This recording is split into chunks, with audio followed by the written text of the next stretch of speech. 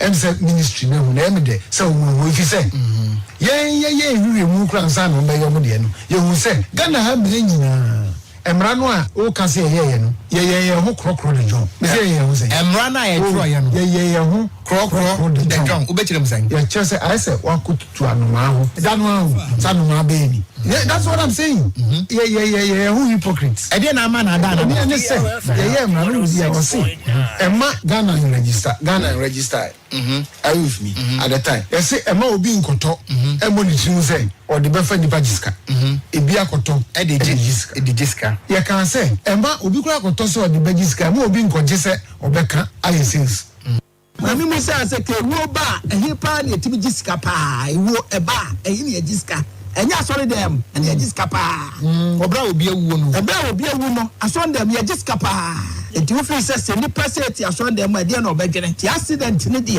e joint service eni pe ka ho dosun afen so ya me ka kire say ye na nanom a eba ye no ye beji asase no so no ye bi so na beto hye ye na nanom beji asase ye na na tete na nanom beji asase no ye wi nso ne ye de tutu dai ehye ye na nanom kura wo kasa bebuo bi say wo pani na no wasadan a woni di mfe ntwesu so no me da say no zo bi ti say ofi no zo bi ti say bremu ti dabi hwa ni aseti ye da face so driver ni ade ba kwa ya na ya me ya say driver ni trust ye ni mo a na wo de kan kwa wetu kan na wo de ko no na ka na be na desti ni me ka ho na se so obo abe no ha driver dudu antimi mo abe no na mo obedu krom na obetu nipa no mo na ya na wo ye dai obo aben benefo se bibia nkeka papa eniema bi na nam so a etimi di accident ne ye dai eba papa international wo kire mu a spiritually ana honhom fem no anka ba bia sesa anka wo hyenkani wo bo na aben no pae ba bia anka oduru ensuo so me da se e de ntia ensuo no te se me ni omi no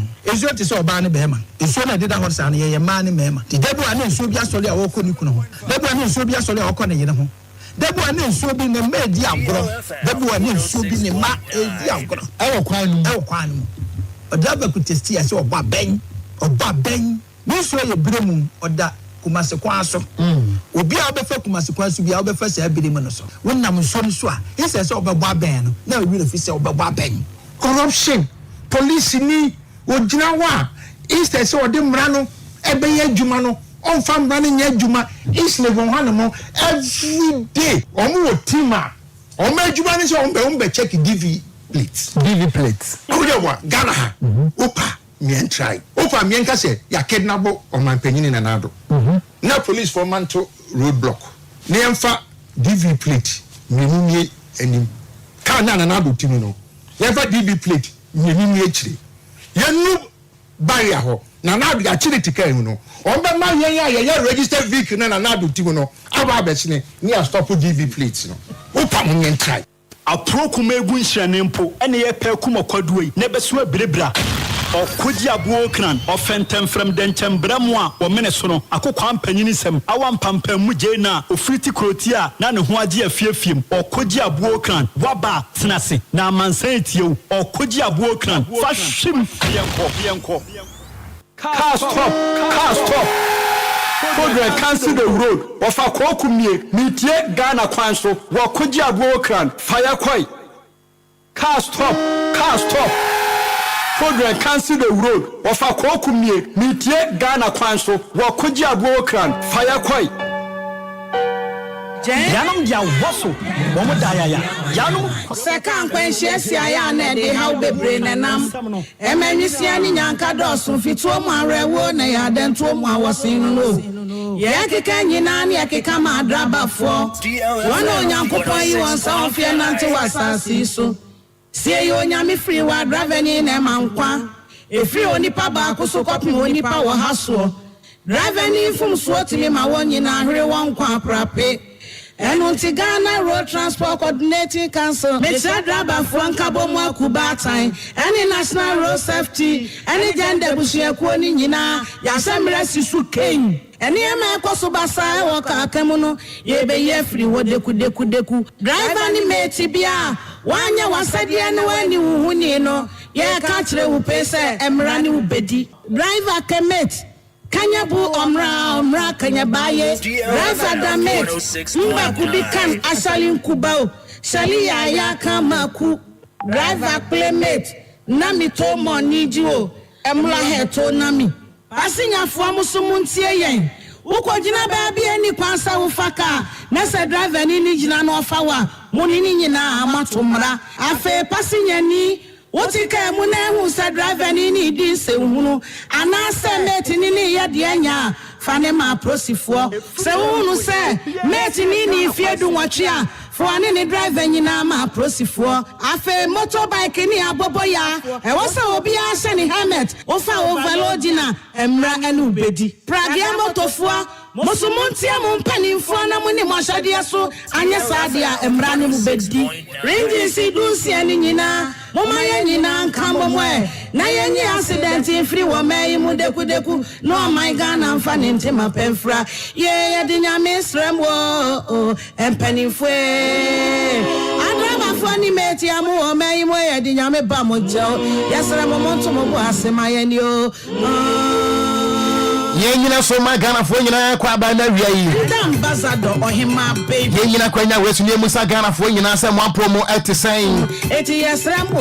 Ne wa rehye mu wo gidie se Ghana fo obi ahoye. Aba fo yesramo enyado.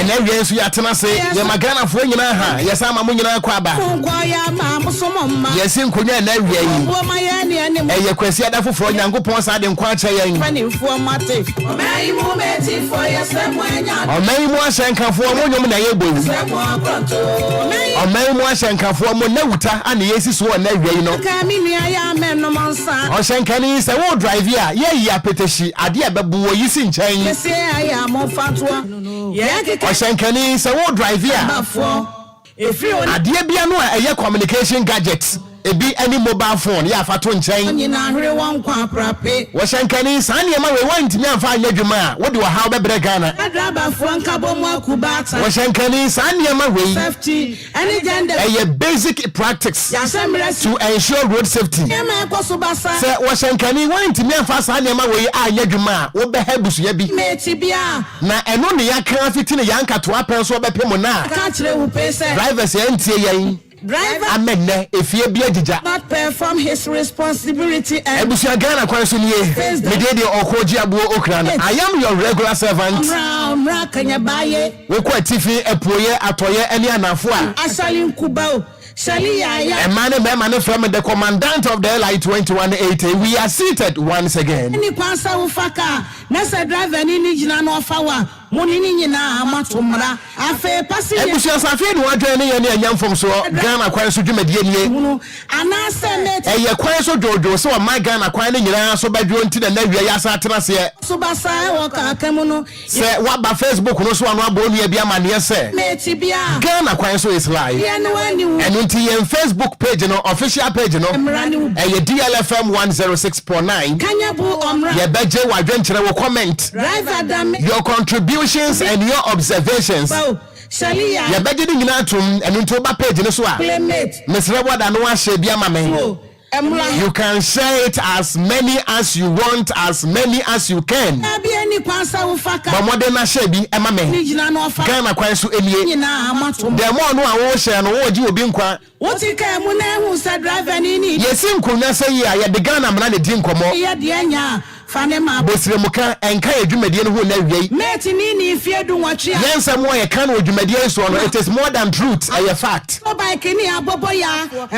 can't argue and you can't dispute it because Pragiamo tofua Mosumuntia Mumpani 1+1 will be him say a 2 Emrani Mubedi Range si dusi anina Mama yanina nkambo mwe na yenye accident in free woman and there was an abos me that also adrenaline in champagne and adrenaline nyame sremwo is 25/8/24 adraba foni meti amu o mai mo yankopon aya domo aka bos me be sem miensa ene kakra enio na ye dia fiwe akona wie ye me pa acho da wapom tesan genda wo mo aka nkwanhia ko wo mo no sase ene wo mo nko na ye boni wo kurom ha o eti yesram o oti ase na wie ya make say wo ye odi boni ani kura che de wo last week no nenso ade ba ko aha wo my Ghana e pra yen nenso obi antimi nka e ye kan kwanhia me pam cho coronavirus e ba Ghana no edi ennasen ansa na every Ghana according to the declaration of the World Health Organization. Nenso no according to the data Ghana Health Service provided them Ghana no me pa cho COVID-19 enkum nipa more than 1,000 e wo Ghana ha me boa COVID-19 ene Ghana etna about 2 years ana me boa ye kasa ekura no encheye empenfo de tudwa se enunti Ghana ro yade no kura em se enkoi despite the declaration of the World Health Organization say safety coronavirus ekro no na mame musa Ghana fo se e ba ye no ekum nipa dodo sen o ka akamu no ye be na ekasa na Ghana ye boye driver ni meti bia wanya was enti ade no ye fe ne pandemic no ka kire wo pe se em se Ghana fo no the word pandemic ye nti ase ne se eye obroni na se eye pandemic enti ane yenso ye ka bie because sanka menu mienu ye de nyaatwom ye beto nchen na se ye se ye kwa asore ene na ye kristofo kan asali nkuba na mo nso amokọ nkremofo aso adam gitum se mo nyina nso mo wagidie se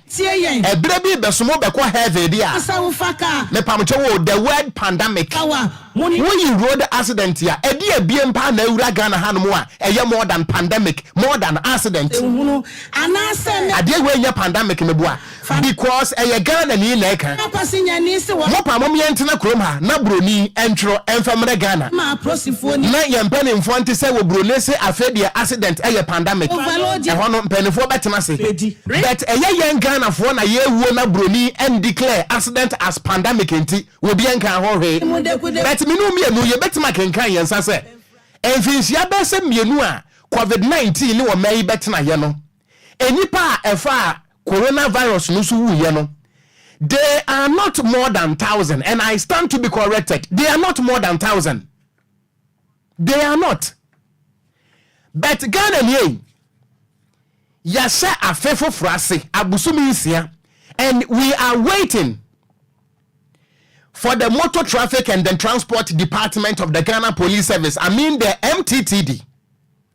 Na afenso ye train National Road Safety Authority.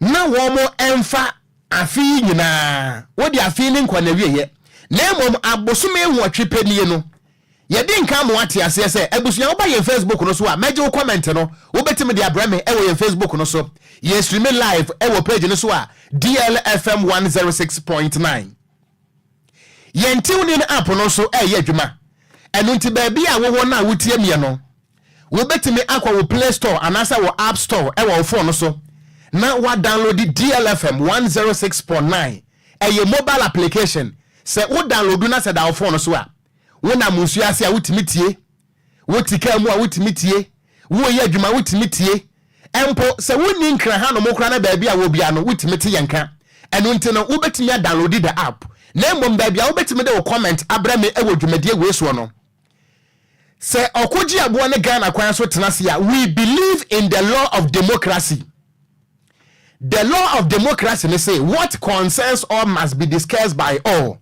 Road accident no efa me ho ana efa wo so a wotie me no efa wo ho enunti eyade a eye bia no nyina ye concern eye Ghana ni ba bia ne concern say wo beye de obetimi no obete ne nkwa me ye sure say ewraba a wotie me because of lady no a wo ye nti em say wo teka mu a media me ye lady media me ye ewraba eye enye bone se wo ye ewraba sada nso ane wo mema ne bi wo hon mu a wo motena ka mu a wo mo ye so gentle bra wo betimi aye gentle even more than what you have done so far na mom de beku wo de ye gentle ne ewraba no to nchen kasam na se wan kasam a ewraba no edu be pie 6 feet wo ya brantie wo ye krachini media makolegon media makowei ana media makowei ana media me certificate bi mada ana me na me course school Harvard me pa wo certificate na gita no eye pa na mom ade ne se beku a yimi ya gentle no to nchen kasam ene Ghana fo tena ka mu a Oshankani air driving woman recklessly. They are quiet. A year woman fair. Enwa mi ko Kumasi. Enwa by this time na mi go Kumasi. Na mi nin cry ha. Na about 6 hours drive on Accra Kumasi highway. Nyango po de mabedru hai. Eye afe anamedie no. Na Accra Kumasi kwan. Enye road biem. Eye death trap. Accra Kumasi kwan. Eye 248 kilometers. Se wo converted the about minutes hours ne ye geography. And unti se wo converted a distance to a time there. Eye almost 6 hours. Enra menam kwan no so. Me say yes. A country with vision. A kwan no. Accra Kumasi kwan. Se wutimi kwaba na se hu so a. Me say yeah do birthday. Enra on drive enko more than 200 meters away. Naka emuni da ho. Se nipa wudi a ene mankwa nkoto nipa wawuo. Na mom se wo drive about 20 and I said 200 meters away. Bia no a wo be konaka emuni da ho. E be a fresh one. E na benkum a na danifa na ne ta rewiem. Medru adweso. Na VIP se e bufa so wo adweso kro no mu o. VIP no e fan nyina tete. Na I believe say a accident ya esiye within adweso township no emu. Because VIP bus no sanka enya accident e wo outskirt of adweso anka ye nto mesi adweso. So the question na me busa me ho say enti VIP minimum kura no emfa nipa kura no ebefa nipa be to say bia 65 to 70 enipa wuya na. These were the basic questions I was asking myself. Enra ni drew tech nebi da ho wudru apega trailer ni teacher nwuram Accra Kumasi kwan wo ye o shankare na sa wonam so a enye me na mikita stienum de metima ye de aboa wone se tie mafutu samu na betimi aboa wo enra awurade ekwan no wo shankane nim sa de na nye ekwan na wonam so no enye nanso o try ne car e wo sa akwa tantan we so ena America na me mo company bi din e wo ne bone Kwanso na mom sa me bo company ni din a na me bo se ne be ya corrections can be made. Say we a transport company na ebia na we what say Okogyeabour abodi a enye ne bone Kwanso da na mom no empane se paso pa ngoma so anya numode eye ni ye muntia.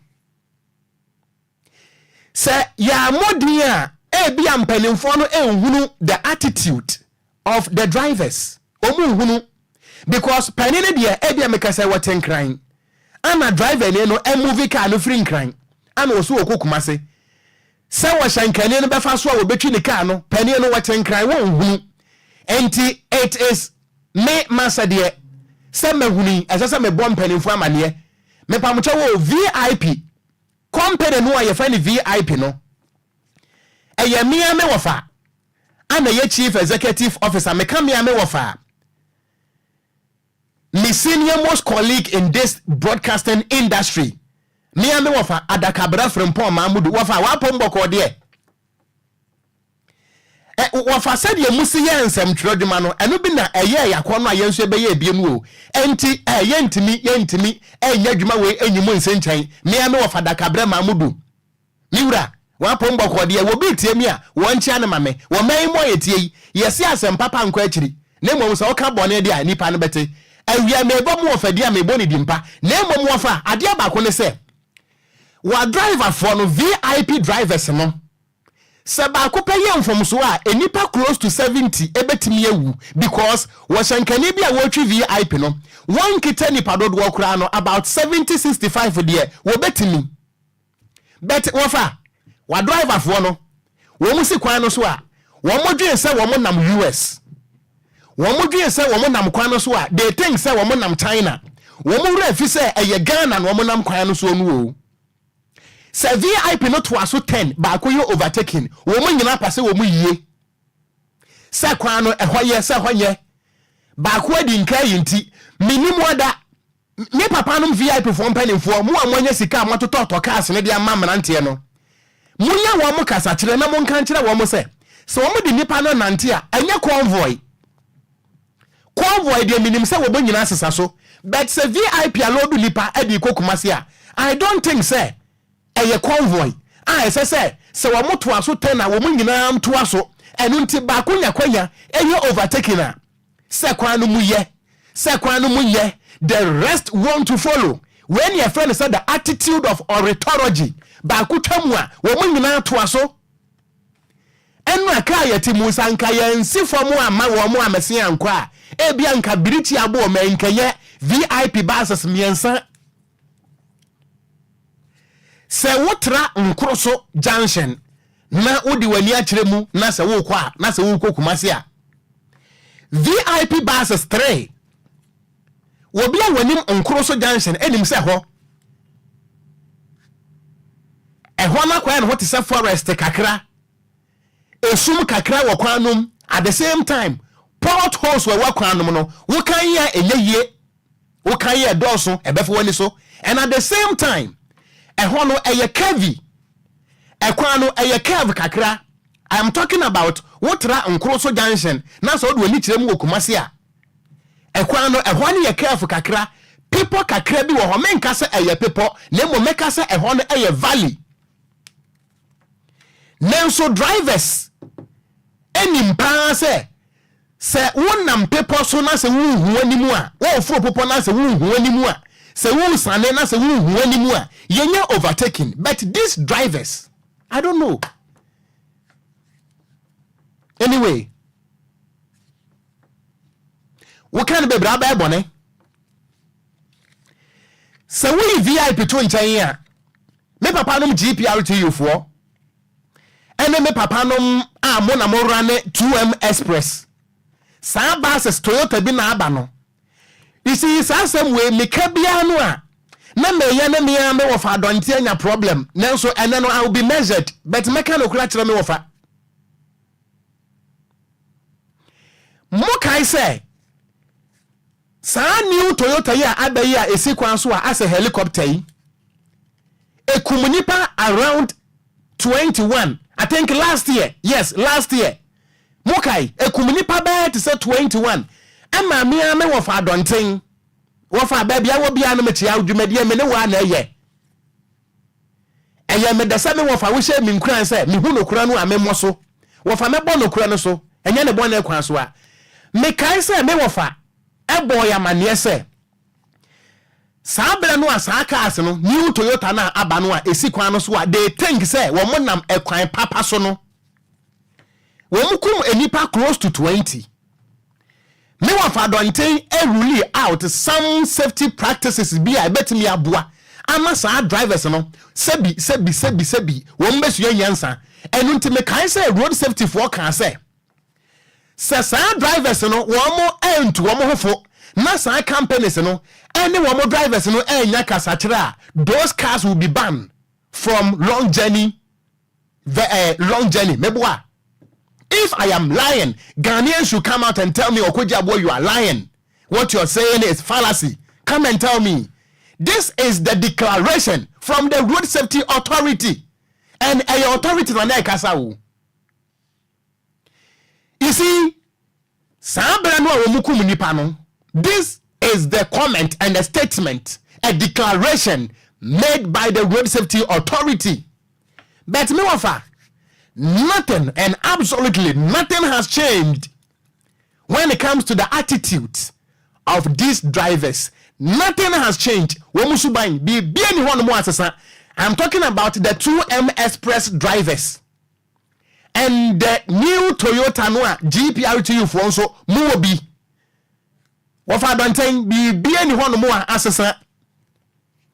Now we don't wait for a havoc to happen before we draw solution. We don't. na ɔman bia no a ɛwɔ mmara na saa mmara no ɛyɛ adwuma no ɛnyɛ mmara biemu ɛyɛ futu nom. A law without enforcement, that particular law ɛyɛ futu nom ɛyɛ hymnal. Sɛ wohyɛ mmara ma me na sɛ mmara no wanhwɛ sɛ Okogyeabour bɛdi so a I see those laws as advice, and advice is not enforceable. You can't force me to take your advice. Nemom emra de, it is mandatory. Emra, I am mandatory say will be a dimra so. But you don't think those drivers are still Indian recalcitrants. Reckless driving. I want to be measured in my utterances and into the my days anu a hadwen. Hey, a hadwen. Na de so bad. Na so sad. And they say, "Wamu so afro ka no so no."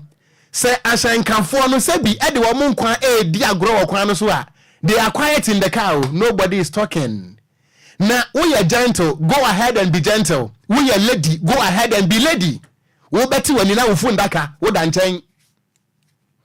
Ma memfa linsi wo eno no enya nkomo anu ntina matena se ena nkomo no eyemienu ye ne National Road Safety Authority for ebedi nkomo ewa homa so na busuya afiwei eye election year which we all know ye nyira yenim na emprenu so ana National Road Safety Authority and political parties na kwakohia sane be ya wo mo be ensure road safety in the course of their campaign.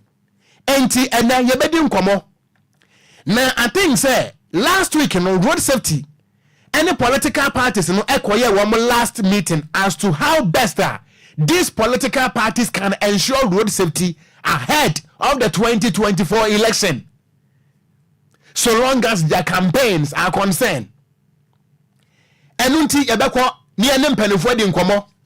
Niye bisa won mo say won mo ni road safety for ne tenase no na say road safety for ne political parties ne tenase no what are the fallout of the meeting e dey na free mu baaye na dey enti unnecessary say drivers no and I say politicians no e make sure say there will be road safety, there will be safety on our roads in the course of campaigning. When him say so kind regulation 100 of the LI 2180 no a tiffin ceremony na emede was a prohibited passenger.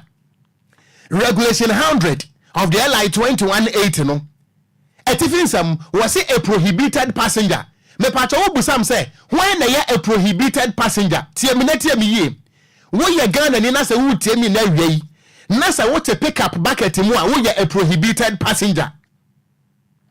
Se wo ye Ghana ni na se ne wo te kia mu Kia, what take care bucket munase wuti na wiye. I am telling you without any equivocal terms to say you are described as a prohibited passenger. Me pacha say wuti na wiye na say what abobo ya bucket mu a. Regulation 100 of the LI 2180 ne say men kan kire say we a prohibited passenger. Ye mfa sa ne ma we nyina emfa nipa. Nenso in the name say me kwa political campaign anunti yetime de Kia Reno aye de fantos eni jabidie ye de sese nipa because of the love for a political party. Ghana ni ba nso huritinam without thinking say nenkwa eye ba akopɛ o men ye the political parties more than yenkwa it's a fact meboa senkenya sa na tie dia adenti ana abobo ya baketim witimi huritinam ni edemo nam mirikatente and enyam yenu miensa wo witimi hu abobo ya ketwa we ni bucket na nipa be 30 anegum na ebi mpunya ba bi nso wo motete ano no enu nti se top auto na se chiape enipa ewu efunu na aba no yetimi hu se kia ye de fa jabidie kia in the name say me do me political party near the Kia Noafa Nipa and under the purview of the Ghana Police Service na wo mo hwe emra no ensɛmtwerɛni need the power to enforce the law. Sɛ Ghana ni pese wo hunu adwuma nsɛmtwerɛni ya, go and read the entire chapter 12 of the Ghana's constitution. Ebɛkyerɛ wo nsɛmtwerɛfo yɛdwumadi ɛsɛsɛ die. Na mmom no Ghana Police Service yet no 1952. Wɔn adwuma ne sɛ emra bia no ya paase no, wɔn na ɛsɛ sɛ wɔn hwɛ sɛ saa mmara no bɛyɛ adwuma, but under the purview of the Ghana Police Service. Yɛde rino ɛfɛ nipa na wotimi hu nipa bɛ 500 na wɔn mu gu rino bucket mu. Me mo political party bi edi ene. So these and other reasons why Road Safety Authority engaged the various political parties, because Regulation 100 of the LI 2180 or describe a nipa yedu omotena pick up bucket to a nipa womofu abobo ya bucket him, a nipa womotena kia bucket him. The law describes those people as a prohibited passenger. We know a simplicity assembly anyhow, but it is up to the Ghana Police Service to enshrine their slogan, service with integrity. Emma Ghana for who say they are serving Ghanaians with the integrity which is enshrined boldly written on their foreheads. But political parties actually a police for one seg womochi and to police commander I will name the juma na party boy kitwe be air commander because of what the obedient here. So another chain you better no home come. The second topic on my table, and you ever heard the regulation 128 of the LI 2180. Now this particular regulation, since the way I took the mantle as a broadcaster and at the same time a road safety advocate, a brebiano member regulation 128 so no. Na Okada for what Ghana and Okogyeabour problem, please. Me nyamana sebedani. Mini assembly member krada. Nemo womu amudi womu achi no wana bunie fo no eye womu na court na parliament pass mra ne ba ye se yenka nkyere wo a wutwi Okada se Okada na wutwie no woni obi a woton wi eye pe eye illegal business enyame na meka ye enti sa wo kan the regulation 128 of the LI 2181. A different some also started from the word prohibition. Was a prohibition of the use of motorcycle and tricycle for commercial purpose. Ghana for 1 penny for am I communicating? Ghana for motor abamotim am I communicating? Me the mechanical natural war. And tis a way Okada rider nasa ubuafo a ma ubufu Okogyeabour nyabotre is a wrong target. So ubufu Okogyeabour is a wrong target. Do you know why? My men can ukrebi nchrewo. Wo bua pani no. Emma pani ni nya power. Wantimi amwa wo. Emwa wade bua wa ne se obeto moto ama asafa koyo Okada. Now let me state this, mpamcho wo. Ebre bia no a accident besi a eye moto no. Ghana for a perception be say moto bia Okada. No. Wo bi wo ho no ne moto na wo use no. Wo use moto no as a private right. I wode ye ono anadwuma onfa nipa onfa nye Okada. But essence Okada no aye too much ntino. Say motor accident kurasi a yeso Okada for. Ene de mama me defend Okada for no. Enye motor accident bia na ye Okada. Ye wo bi wo ho no mo a wo twi de motor ono anade ye nadwuma. Obi nso use motor no as a dispatch. Wo mo de sesa aduani, wo behunu sa online for ya wo di motor supply aduani. Eno etimenya accident. The mere fact say ne na ye mienu no doesn't mean say eye Okada. Entibeni anu Okada for ene de migina machi me ka no kura ma kire Ghana for na mom me se ka no te set it ho no blade tatra ani mutwa akire twa ani mo no ba bia betwa nie. Meni a wutwa Okada.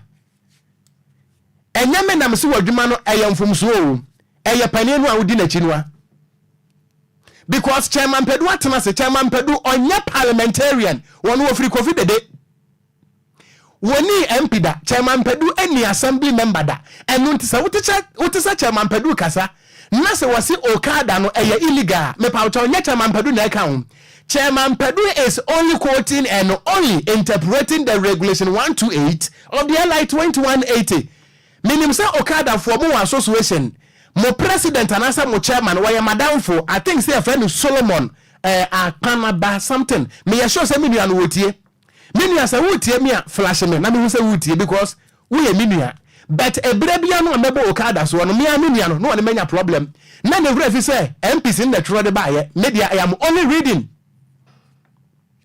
me pa cha wo ba ewiase a enye Ghana nko ana one of a commercialization of motorcycle debi ye were other African countries here one of also a Okada ebie me ba no ba bedi ho nkomo a kire wo nemom in the history of Africa wo pe oman a Okada no wo mo hya ase a Nigeria but 2 years ago ana Nigeria ban edem na pon ba ye say Okada no enipa dodo a ekum wo mo e Nigeria nti the business part of Nigeria, the busy areas of Nigeria, Lagos, and Abuja, when Okada, Yajuma will hope him.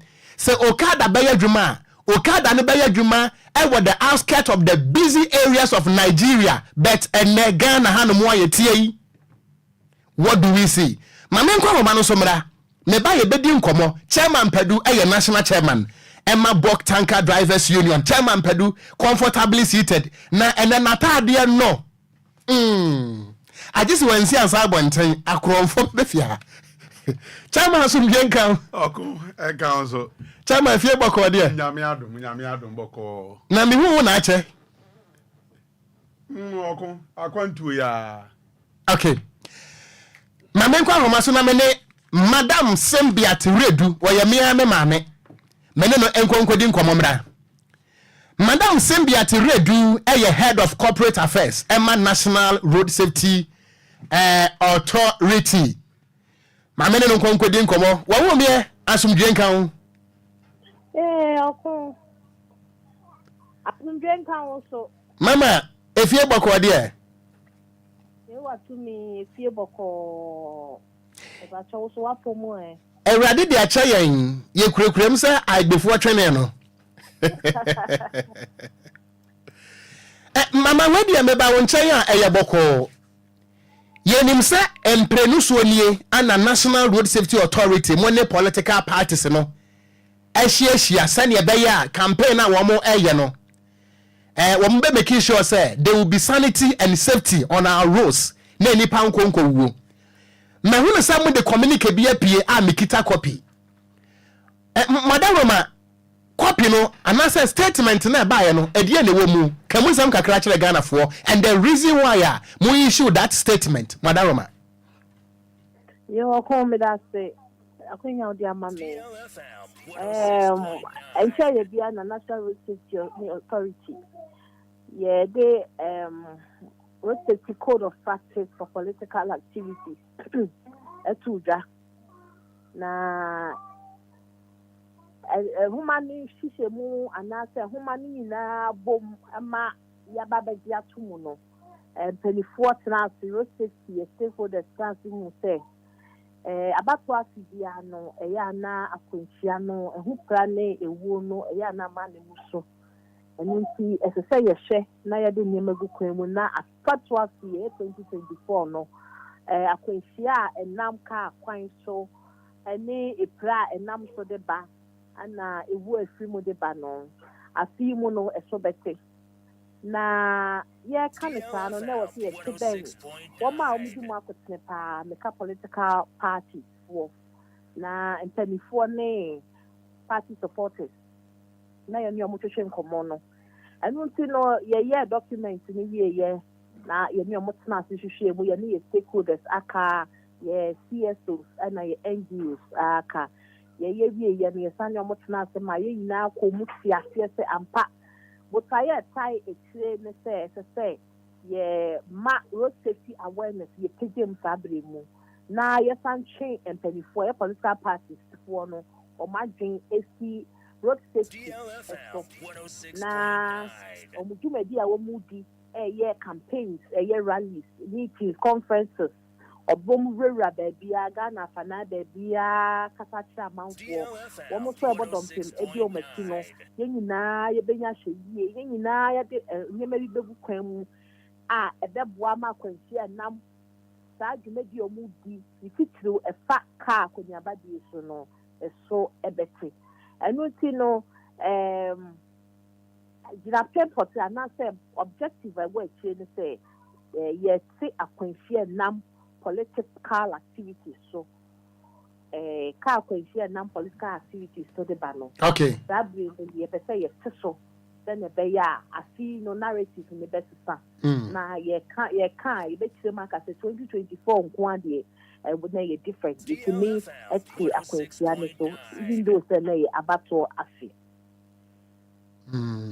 enti mama meeting no political parties ni nyina no ensi anamu eba ya na me patron ane ye first meeting ye ni omo do code ni musuko chechire omuni nyina e kamera se ni nyina no bia ye omo ye registered with the electoral commission no ye to safre obia na obia so anamu fini eba ye e ma ye ni omo komu omo ye ni omo chati adwene e ma ye nyina ye ye kwanya be fa so edi documents be ba out ebe yi anase ye nyina ye be som dia ye adwuma na launch no so anase ye da na di no so no obia representative e ba ye nya peace council ye nya ahemfu bita nya civil society organizations nya stakeholders a police for road safety nya fair representation of road safety stakeholders. Okay. Mama Sembiat minimum say enkomo no a mo boy ne dawson na mbom no the key among them no e dia ne dia hen.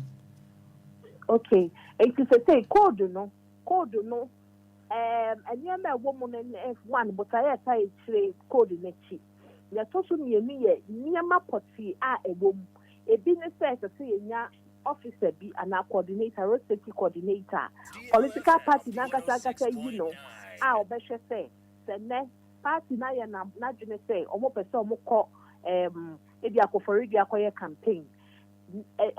Plan again na ya be planning no e say who do I be use one more be a saying one more better saying don't should do it ba ko do ho ya ya be ye you suma better na die kwa nam kwa oba nam Kwanso Sanya mani na no officer na road safety officer no and the beshe se bibia da kwan mu eno nan chen no so no ye Sunday but it's a church ronko egu honom ama journey no ye bibia egu ama driver egu ama motor rider and some checklist and kase was o share and na obibia na so bibia ho code of practice ni that say bibia e se wo ye a e be boa ma kwafia so ka kwafia so ebete sabremu ana e weti enti me en kanebota but yen kamfo ani nyina no obia huwom political activity bia ni wa bi ni say ye de ballot ye ka kwa campaign say ye kwa to aba say ye kwa rally say ye kwa campaign ye ko sia hemfo ye ko sia supporters enam kwan ho supporters etimoto so supporters etike mu mi nyina edigo and you know me when they say na benefo asom ade so a pledge say omo de be adwuma no say indeed omo de adwuma sa pepa akwansia nam ka political activities so ka akwansia nam political activities no ebe ko form so mama mi musa o na kire se ko ba se NPP kwa akoye program bi Eastern region and any other parts of the country no NPP as a political party no and will be say there will be sanity, there will be road safety in our campaign, in our process BBMU the same way to any other political party not just a party no and nipa no amu akwakọ say when road safety for country emfanya dwuma sanity on na ye nipa no wan kan ha. Yes, but it's some coordinating with constituency district. More region. On any court, it is a in Enquires no more Eastern region. say your campaign ni bo a friend thing Upper West Regional and the same road safety practices I did work when I hear some obey. And no to the say a craft one a buy into a craft one a bear and baby son so baby be too for say as I said baby be activity in Kotono say NPP say NDC say any other party be no or movie and land for an obedi and she say and so pay. Mama say one more ni sa amra we so a aso twen ban na road safety mo de gu mu e wo mo code no mu. Okay, code no dey for practice. But yeah, can na it's not regulations. Yes, our act. Yes, our emra ye di car. I mean, it did about car ejuma ho ban. And I say they share road traffic relations. And we see say yeah can one sema na say o man di so a na emra parliament adiatum and before say go road traffic regulations penalties e wetwe aye animal police for enforce so omni GVL enforce no sa regulations no and as sa penalties na ye di begu akwan mu anhwem na code of practice dey ye ni punitive measure bia e wo ho ye san refer back to road traffic regulations me act no na ye dia ye adwuma me trema na just said code of practice no road safety lessons road safety tidbits road practices are ye di echi and I say ye share so a true ally no a true act no and no one ye transfer so e dey if practices na kabo my no code of practice for political activity and see and you're too different from ye mra ye what is that mama tell me jawa mo akọ na ya to aso ofie na my last question hey mama Sembiat say mo mienu ye urade some of voice na adwuma kro no a say mama pel no so wonye o ono wonya saa wonya mama Sembiat ma me musa question we na me nja wadaro ma ye mfa no say political party bi kwa akodi dwuma ewo wasa manfi mama mpacha wo tie me okay so say political party bi kwa akodi dwuma ewo wasa manfi na bia in their plans no anke de nipa 1000 na ekro ampa wo de nipa 1000 na ekro nanso no ashankanfo no de nipa na ekro no obi ni hyehyɛ so ama akwanhyia akosi bia meka say sprinter bus e bia wo twie ana wo de supporters ne nam because of say a political campaign ti sprinter say e fa nipa 23 no wo say political campaign ye fa 70 kura nya hwe ana wo motata so eno no say bibi kosi a driver ni no ana punitive measures aso twele kwama no ana political party no a ne din mu na wo mokro no a one making sure say there will be sanity discipline in the car no one the be face the consequences. Mama Sembiat Okogyeabour mama o teme nka wadaro ma me te won ka papa obi sa say driver ni enam na ofabro so a akwanhyia koba e driver ni e betwe na so ana say e party na wode nam no. That's right. Em say car owner etoka ana say society bitoka na e di adwuma na say akwanhyia koba ye nyina ye nim say e driver no an ye twe na so akwanhyia bia nam car kwan ho ana say car kwan ho akwanhyia bia beba no first point of e driver no ana ye de ne ejina asendi bia ebisa na nonsem ebisa ne koba ye nti ono ne e betwe na so ye driver ni na mo betwe na so driver ni e betwe na so mama Sembiat mama na ase ne emfa wonsi ha bibia ni awada ma besa babiem yo me da menso medase papa mama Sembiat wuredu head of corporate affairs Emma National Road Safety Authority na wotiame a woni mu asemuka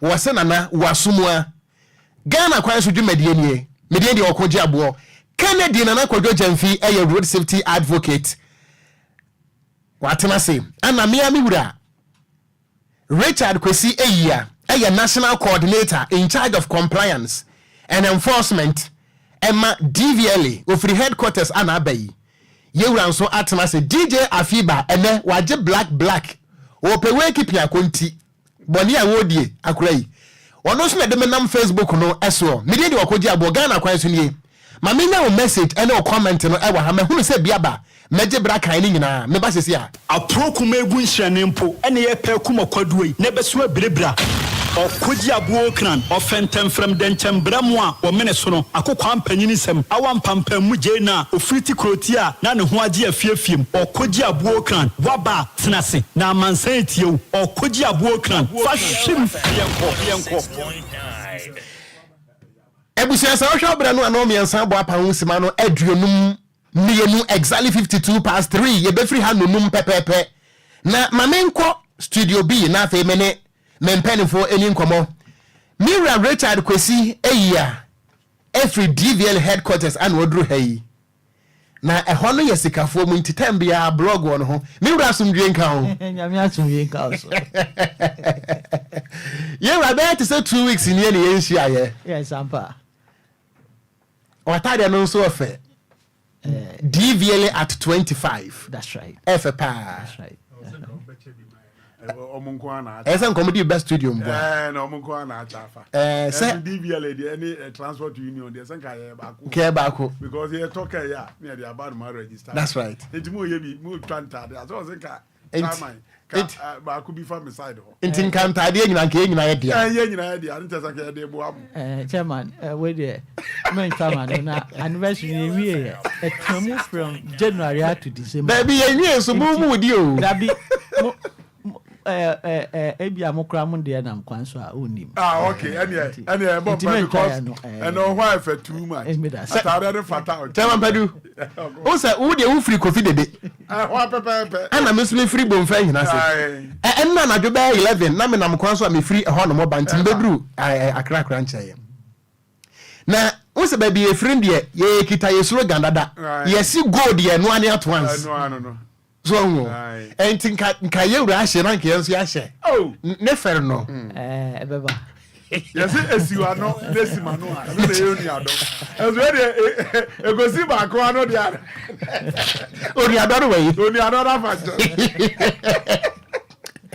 Kennedy na Kwadwo Jamfi akura somdwe nka o oko asomdwe nka o so da yehu asese odo abidu asomdwe enya sam kotwa ni be gina na miti ni sisi o Kwanso a oni abura o kan aya de se Nyankopon do abidu kuma se kwan de o kwasa o ko he no sa ba heaven abidu no abidu nti ye de rade asese odo abidu asomdwe na we de mesra efida rose fo se fida rose fo mpanimfo tiemi a efiti bomfa junction ekwa kofa bomfa edumasa pemenase akronwe wabiri asiwa atiase danso anyina se me pato sa kwan no efida road fo kwan na womanfo no de wo mo apɛ tama padu speed ramp wa womanfo no abobosi kwan mu ho no esini fundaka chese ultimate fa car sports rim ko fa ho because ultimate car na bo na be kan frinfi ani mu ne fro a na bo na kafo bo bo sensen ho ani mu ka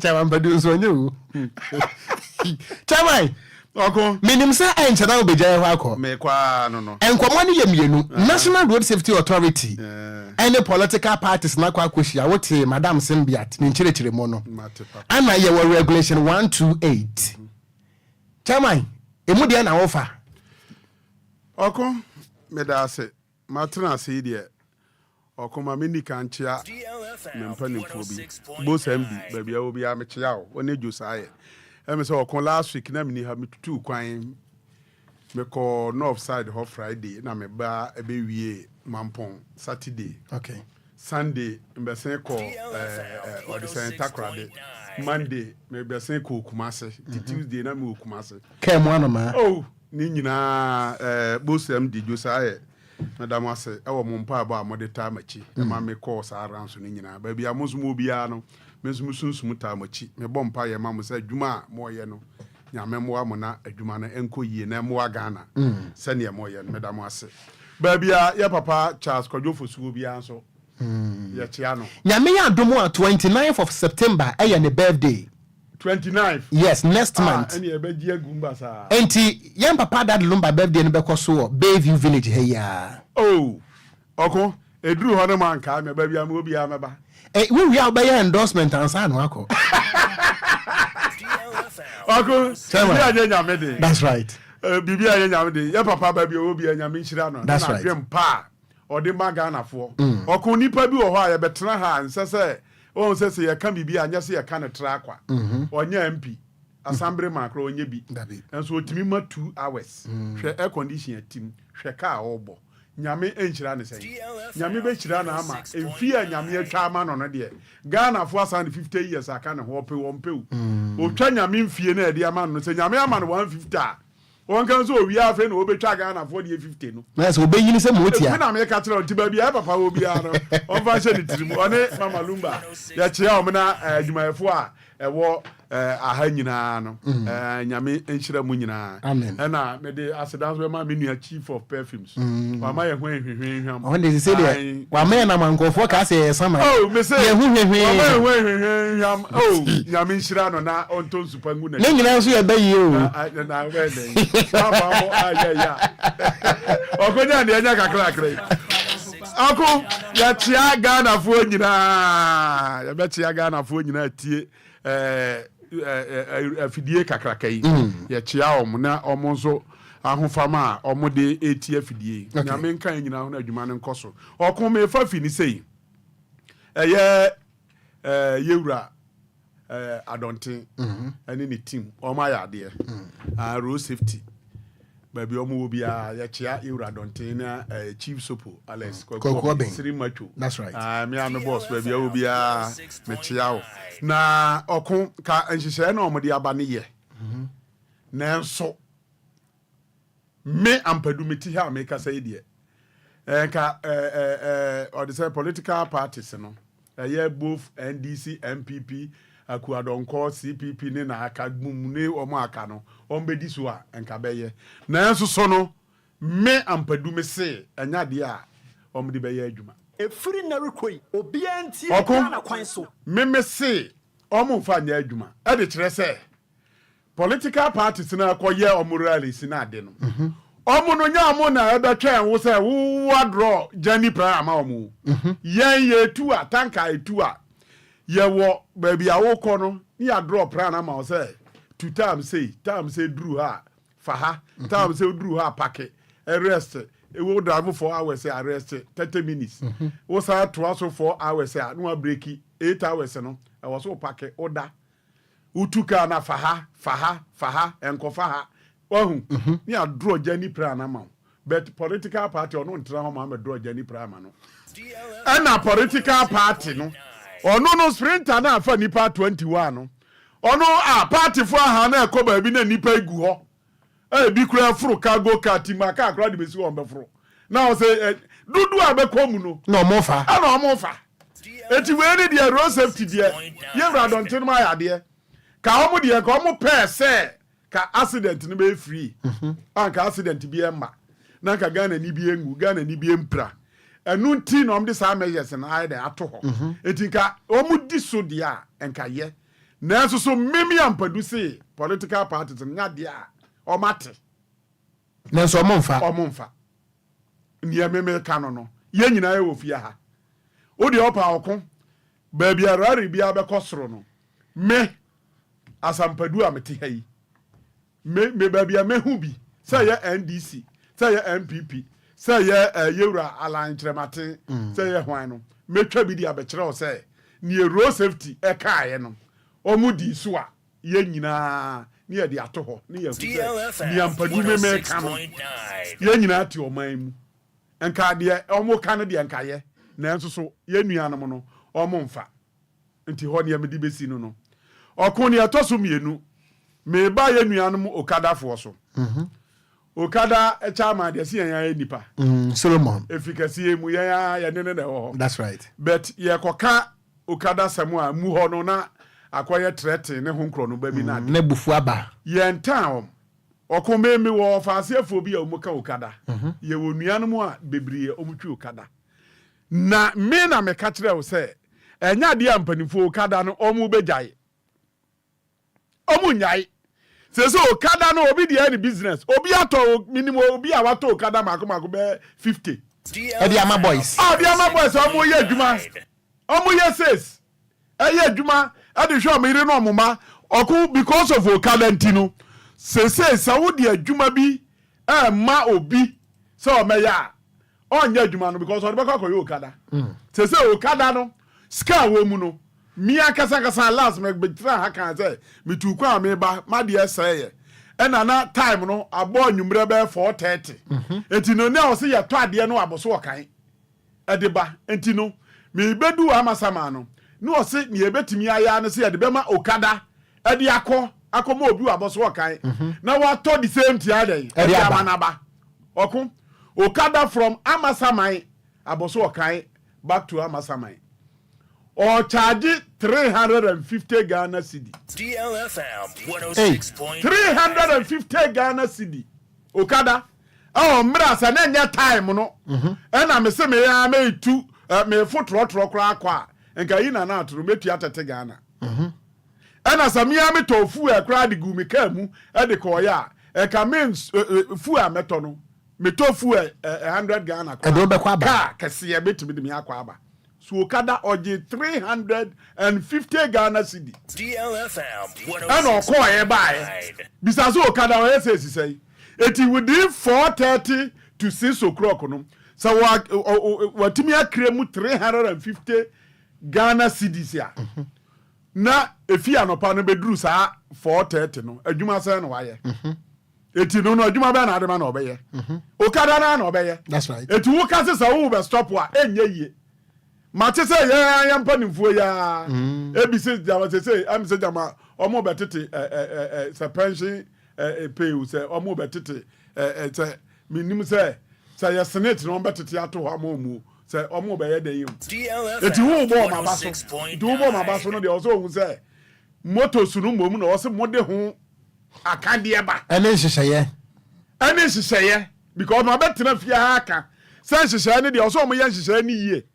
So traffic light so no wagina sane obi twamu a onkobo no zebra cross ya car stop no Okada onyina opentam no obi twamu opawu Okada no I was mo dress yie u safety helmet ena ogogos u gloves ena ebia u safety boot ena yi ade hyehyɛ wahu I was so dress yie sane be ya accident no eba enko pra na enko ku because moto no ya wo nan mienu na ye mod guard ene obi animu am ye ka kire o moment abafu moto no make sure say wo do nan aye mod guard because wo nan na bibi ba wo nan na bepem ene to o left side a ka wo say nyame amwo a ye kotwa on sa left no nine left. That's right. To right at the same thing. DLFM 106.9. And she say no say panimfo ye she say yie. Ah, bebo me passenger na metra Okada ne ho ban. That's right. Enye driver na oka Okada ne ko an. Oku say sempanifo pe omu mpe o me ampadu me say o ma di atum. Oh yes. Because Ghana mra say ma Okada ne nya adwuma. Regulation 128. That yen yakasa so ade ya politics. Enti no yen yakasa so ade atum say o ma ka say Okada ne nya adwuma no o mo boa Okada ne nya adwuma. Ama IGP kra ko hia wo no. Yes, say Okada ne nya adwuma.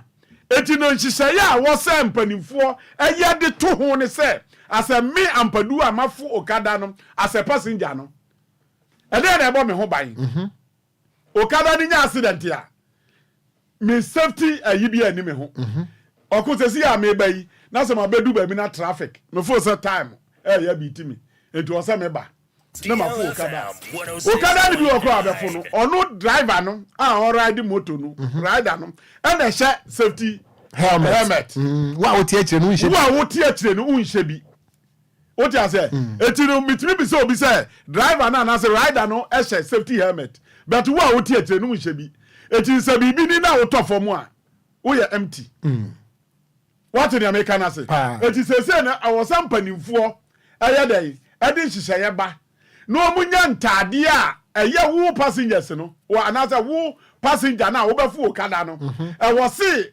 wo stop Okada na o use santade na ne ɛwɔ ne bag mu na si na nim o si na chi o ɔde ma wo as a passenger no na wo dress wo show safety helmet o goggles ebia wo say o gloves ebia safety boot na de wa hye as a passenger na ansa na okada na de amuvu sa anya sa de okun emwa yen medi masa mu besi na ma che me ko ba bi okada no sa wotre okada no so na sa wo wa instruct no ama instructions na sa wo ja de pema wo obekun because ono ya ono pentama akosi wo abefa foforo enti ba bia ensa so ko speed ya no okọ okay ba bia ensa se o sa obi hu no osan ba bia ensa so owura ka antem ka ni ka ni no owura ka antem okọ ye list mistake okada bi ba den ebekun etu akọ no ni ade a me so me ka tre mpanifo se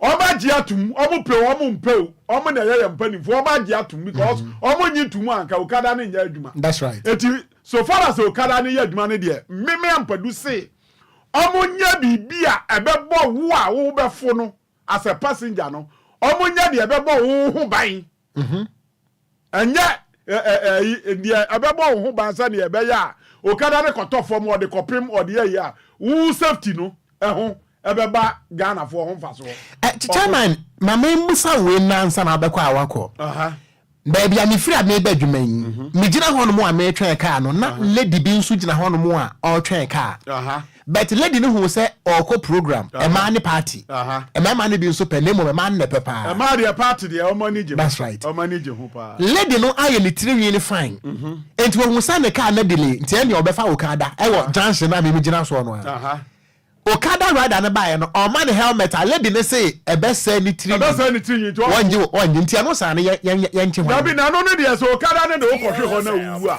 ana wo bra eno no ye wa wasem wa no wa ye amasa akwansia na to but okada rider no ense say ogitum e wo so oka kire ne say compulsory e wo so o share safety helmet because se ne meka ne say ye nuanum police for no e wo say omo anibom ho so say omo be check say wo a wo batena okada no achi no e wo say wo address ye na mobunu meka menyi ni say ye nuanum DVL for na say road safety for akra niam bi dia bro okada for say omo fa ma wo passenger no address it may draw for attention say omun kra sa niam na ema okada fo no se ne me ampadu me kofo okada ni bi na sa me kodi me dwuma bi a me di address ansa na matena okada na chi because say omun pew okun obaje atum Ghana for po yempo okada no yaje atum entu akosa mademanu si na sa Ghana for bi antemenka mpanimfo o madwi mu bo bew e wo kire that's right entu o musoso e de ni aka na beto aso that's right na me program bi wo ba bi a wo se meko me chia Ghana for nyina eje so na chairman padu Ghana for se men kan kire wo se aboa wo wa wo ho aboa wo wa se wo kra wo se wo kwa beso na wa mabie mu anu wa yira wo duro bem ebusia chairman padu edena no asi wo jai hwakọ na aka mene me papa ne milia penny Kennedy nana kodwo jamfi wa ha ye bari na ngopon chairman padu ana mira Richard kwesi yi a enso atemasie na ebusia okada ho nkomo yi I remember 2020 4 years nie mene me papa Chief Superintendent Alexander Kwekwaben Sabre na wo MTTD Director of Research and Training Emma Ghana Police Service menini hia ewo studios ewo efida dem na regulation 128 year na mebusa ne say yewura wona wo ya mo na mo ya police for mpanimfo and of course wo free headquarters ana eba okada any regulation 128 no samra we woje ne sai mumientie yewura 4 years ago and this assembly etoda enye mwo se Ghana ha Ministry of Transport aye hwehwemu ewu se eba ne sen ene Ghana ye nyina ahye mra 2012 se ade a eye motorcycle de se na ye mienu se na ye miensa ye fa nipa enyi sika wo no na den na ye hwehwemu adosu kopa ma ne ne fareba no emse ministry ne hu na emde se wo ho fi se ye hwehwemu kra nsa na obe yo mo de no ye hu se Ghana ha ma nyina emra no a o ka se ye no ye ho krokro de John me say ye ho say emra na ye tro ye no ye ho krokro de John ube kire msan ye kire say I say wakututu anoma ho da no ho sanoma be ni that's what I'm saying ye who hypocrites e dey na ma na da na ne say ye emra no redi a o say emma Ghana in register are you with me at the time you say emma obi nkoto emonichi say or the befa nipa jiska ebi akoto e de jiska you can say emma obi kura akoto say or the bejiska mo obi nkoje say obeka ayesins enti ebusuani we no penisi kakum ye je no wakokua num na eboa yen papapa e ma yen kyerɛkyerɛ no so timi kwa akiri na yen nuanom okadafo wɔn adwuma na wɔn ɛyɛ no Ghana ni ntie mi yie okadafo no so mu ntie mi yie ye kasa enya na ye boa you see ɔman no ye hia regulation ɛsɛsɛ mo adwuma no emperifo regulate because Ghana yenya the political will to prohibit mo adwuma na mo yɛ no because the fear of obeto atiame enti yenya that political will no say yede ben forces amara we ama police fo ategu krom say wishia okada ache no jeka jimoto no chene kotum fane kokot da bi ana chairman pedo kan no indirectly no okada business no yagiatum e wo Ghana and no there no doubt about that nemom empenifo ye here regulation mu regulate wo mo because one enra me free asiwa na meko bobiam ka enkoho edunti me fa okada from bobiam etu brofiedu me nyaka me fa okada from brofiedu to kokoben to adato me namwa kosi lakeside na mi pe bibintia enti ahono ka enkoho okada dwuma no eye very very very important ewo ho na mi fi se honko a ena no pay mi free fie 5:48 na ka 12 minutes na bo 6 ana me de mani kire mu wo amasaman ye frɛ kuro bi okushi bi edi me ye hwo samu a mo tenkran ha de meka munim ye frɛ kuro bi okushi bi edi ewo amasaman nche ho me ko hono mo no me nyaka because ekwan no ye ntino me di okada aneko ye me firi wono mo mi twam bese ko shipo ntele eno so amasaman de me kika kan nyina ye nkran yo shipo ntele ana menam shipo ntela bese bewie me jene no ewo ensakina nso ewo ablekuma eti ho baabi me kan menese se Ghana hanomo ye kwan dodo a ye wo kurom ha yi baabi a contractor ne ye kwan a o provide motor route and I say riders wo mo kwan eye from Madina Atomic Junction tieminye from Madina Atomic Junction to Shiashi bus stop asan apem eno pa ne kwan a se ebida baabi a minhu ya monka nkyere me so far no efiti Atomic Junction ekopem Shiashi bus stop eno pa ne kwan a ye motor lane anase bicycle lane dia ka nyina no ebi ni ho eno nti motofo no ene cars akesie na ekoba make point say oman no ye pese kan kwanhia ni motor accident no etuo twa okada no de MPP ntimi ntwam NDC ntimi ntwam wo ye de Ghana yagye atum na mom anka the outskirt of baby a eye busy le de anka momma wo mo anka momma wo mo nyadwuma ewo baby ti say Madina because Madina baby akobia obenya ka akọ nanka ye movie okada fo no enko baby a eho ka no wo pekura wo nya bie ti say no a amasama to shipo ntela ye fa okada because our taxi be na ekọ ka bie enko ho but baby a obenya card ye ti say Atomic ha e dey North Lego ha ya cars ye busui na moto urewura ntamo na moto we so na moto nam N1 so you see okada for ye ntamo na mom say wo hu drivers lipi no anom ho ye wo mo hi ade no anka wo betimi ama okwan but the fact is say wo ye okada nti wo ye na hi wo timi de cross o wo anku ana wo prawo enti ye kan say ya ntamo na mom monje accountability from your leaders na omo regulating ye mamonte sa dia drivers no wo mekunkum mo asem no no na asumdwen kan asumdwen kan so menko miura homna na memna wo ho mate kobra miura asumdwe nka ho nyame asumdwe nka ho wadaroma mene yema me symbiat edi nkomo yi the meeting between the road safety authority and the political parties omo findings and the fallout of the meeting yewra so fama me yo meda si chairman meda mi chief executive DVLA DLFM 106.9 and then my management near DVLA management team and a DVLA staff near ya maomu near 25th anniversary ya guso ayedi. That's right. Echia phone su near I said for 2 weeks in Mumbai. That's right. And then DLFM 106.9 last week me say me invite him to Ben Fellowship 40th anniversary Faith Community Baptist Church. Going to be amba. Nana de oyo. Nyame adom. Nyame eshira yeni a. Me yegu no so. DLFM 106.9 Once I modem anoka yakura na amba no. That's right. Mwenya eshira ni bi. Amen. Nyame eshira yeni a. Amen. Yo.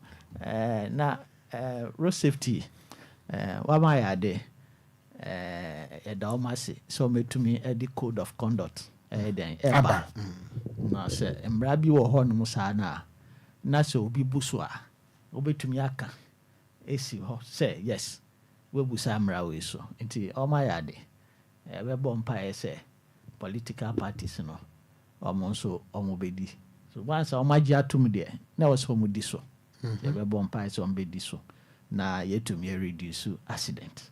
Okay, Kwanso. But Yura, before 2020 elections, yenya similar thing. But no political parties name so yenya pictures, videos. Abobo ya asesa party supporters, pickups. Asesa party supporters, Kia Reno. There's a party supporters. Even a year less number. What me who pick up wa? Nipa be 70, 100 egwechira. Obim punya baby and so I think say history is very important. The ACCA yera ye beti me enya sanity and disciplined campaigning Ghana prior to this course of conduct here I can answer me. Yo chairman. Onim say your ministries na your DLFM 106.9 and agencies. So emra ya dia ma obia no so bia di so a na say political parties no so omo dia omo so ombe di so na omo tumi di so a e na be ma Ghana ya ire yakoye ni enti say na America no say me bo road safety for abaso no so metumi aye code of conduct ya ni bi. Not this time, oh my ya.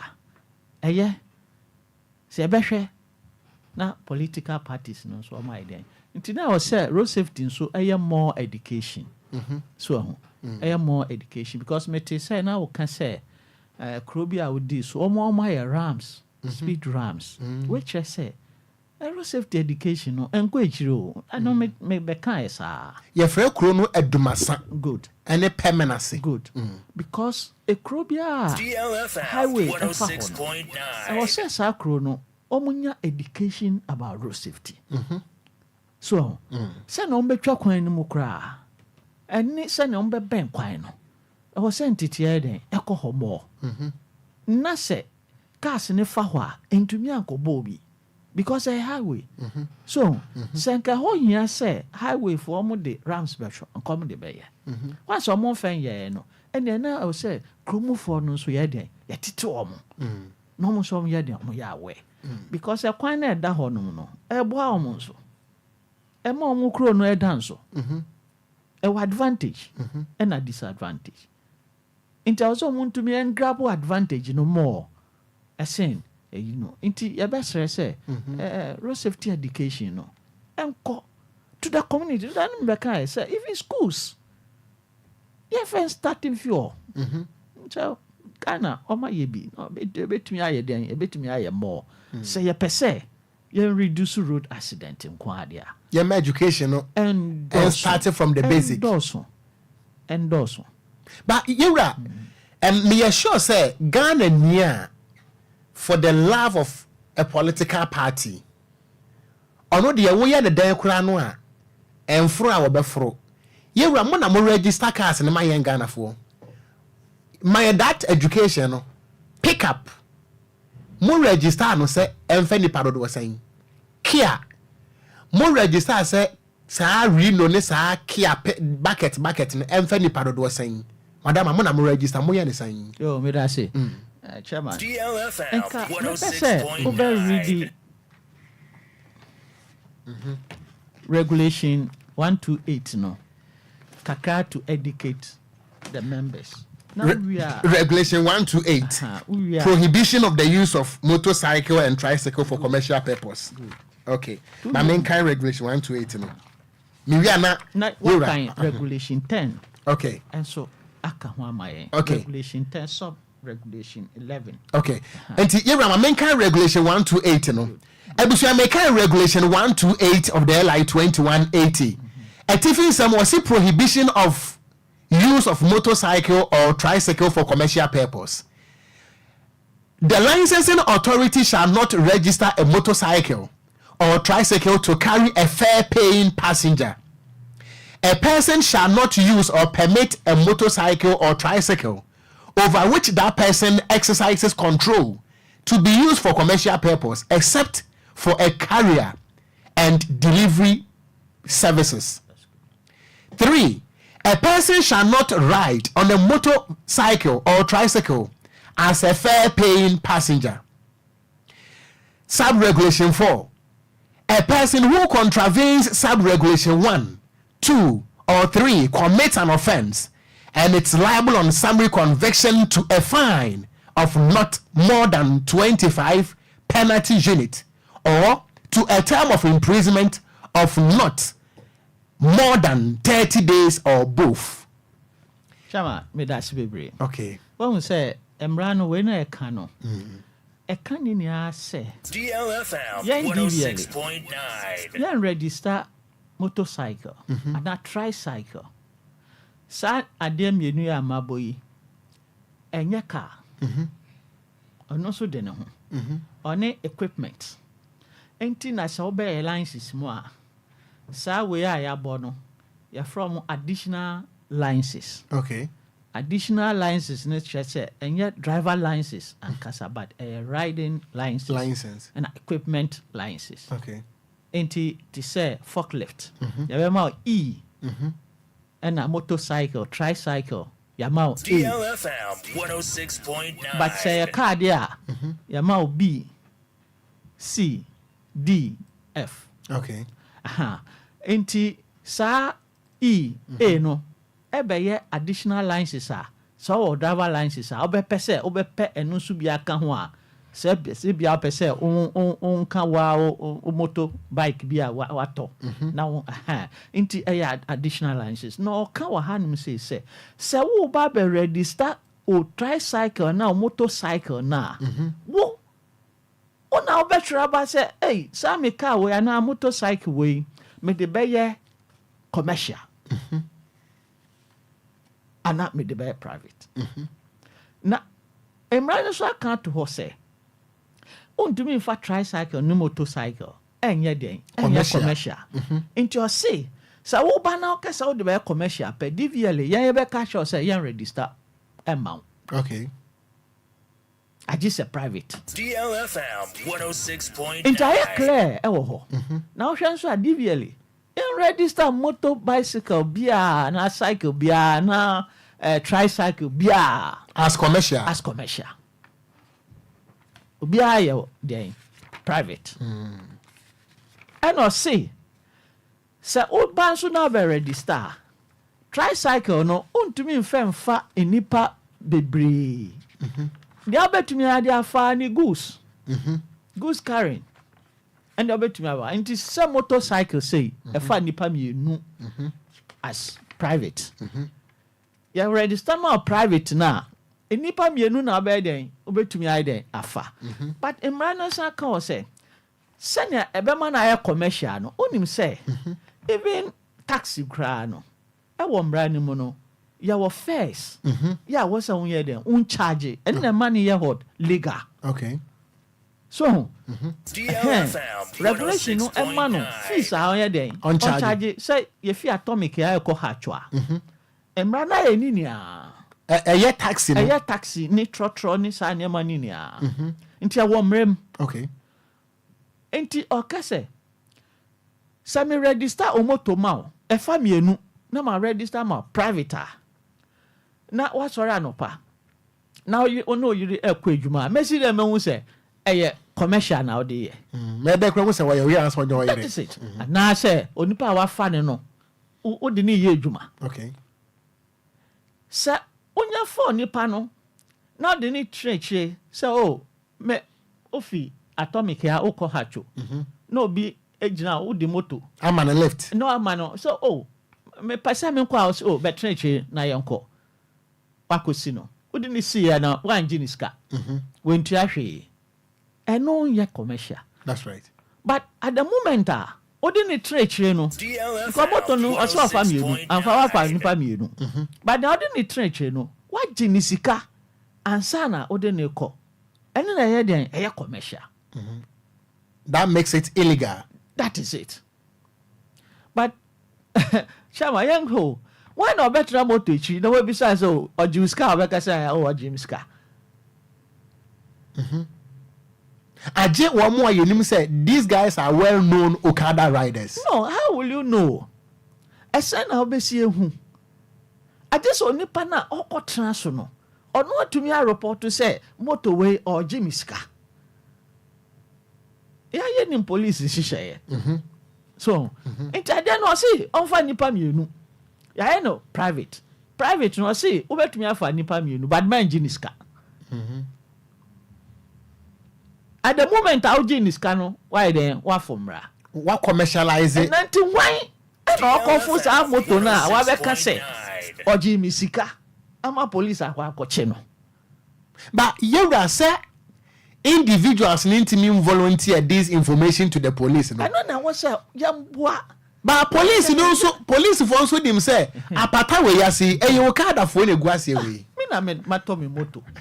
Ana ma DLFM. Ana me se me de. Omo ho a kire omo no. Me do omo beko.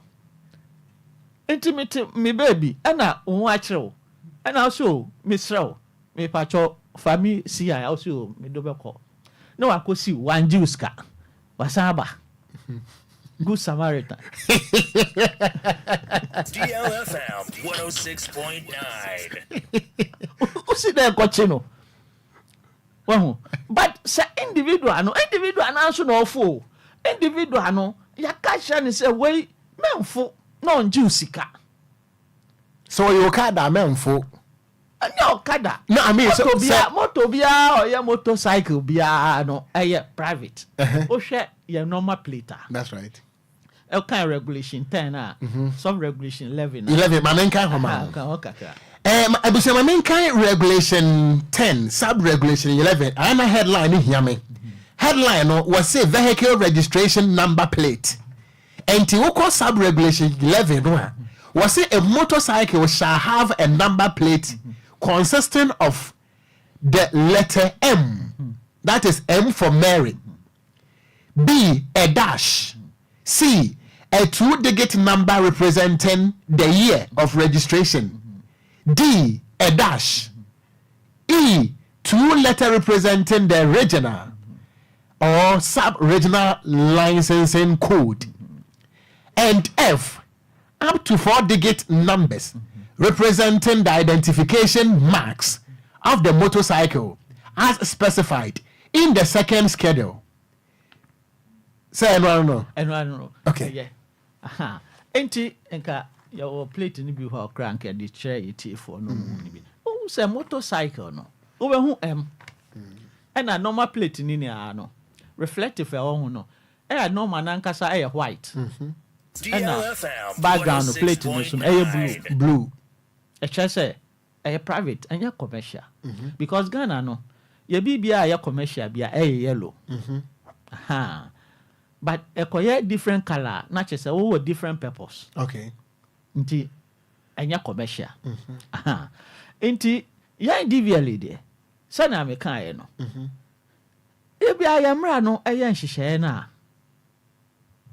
Aya oma authority emma onipa na odi ade na ba no. Ono a make any choice. Okay. So what they medical ye way. Ye agina so register ma. Yeah, individual enya say wo de motorcycle ne ba ya say oh, we private. That woman na obeka bibia kire. Na say ene emra no enkwa. Na ye nya kire say oh, ni awo pese won ye no. Emra ne nkasa. Emra ne nkasa. DLFM So na ya check mu akire.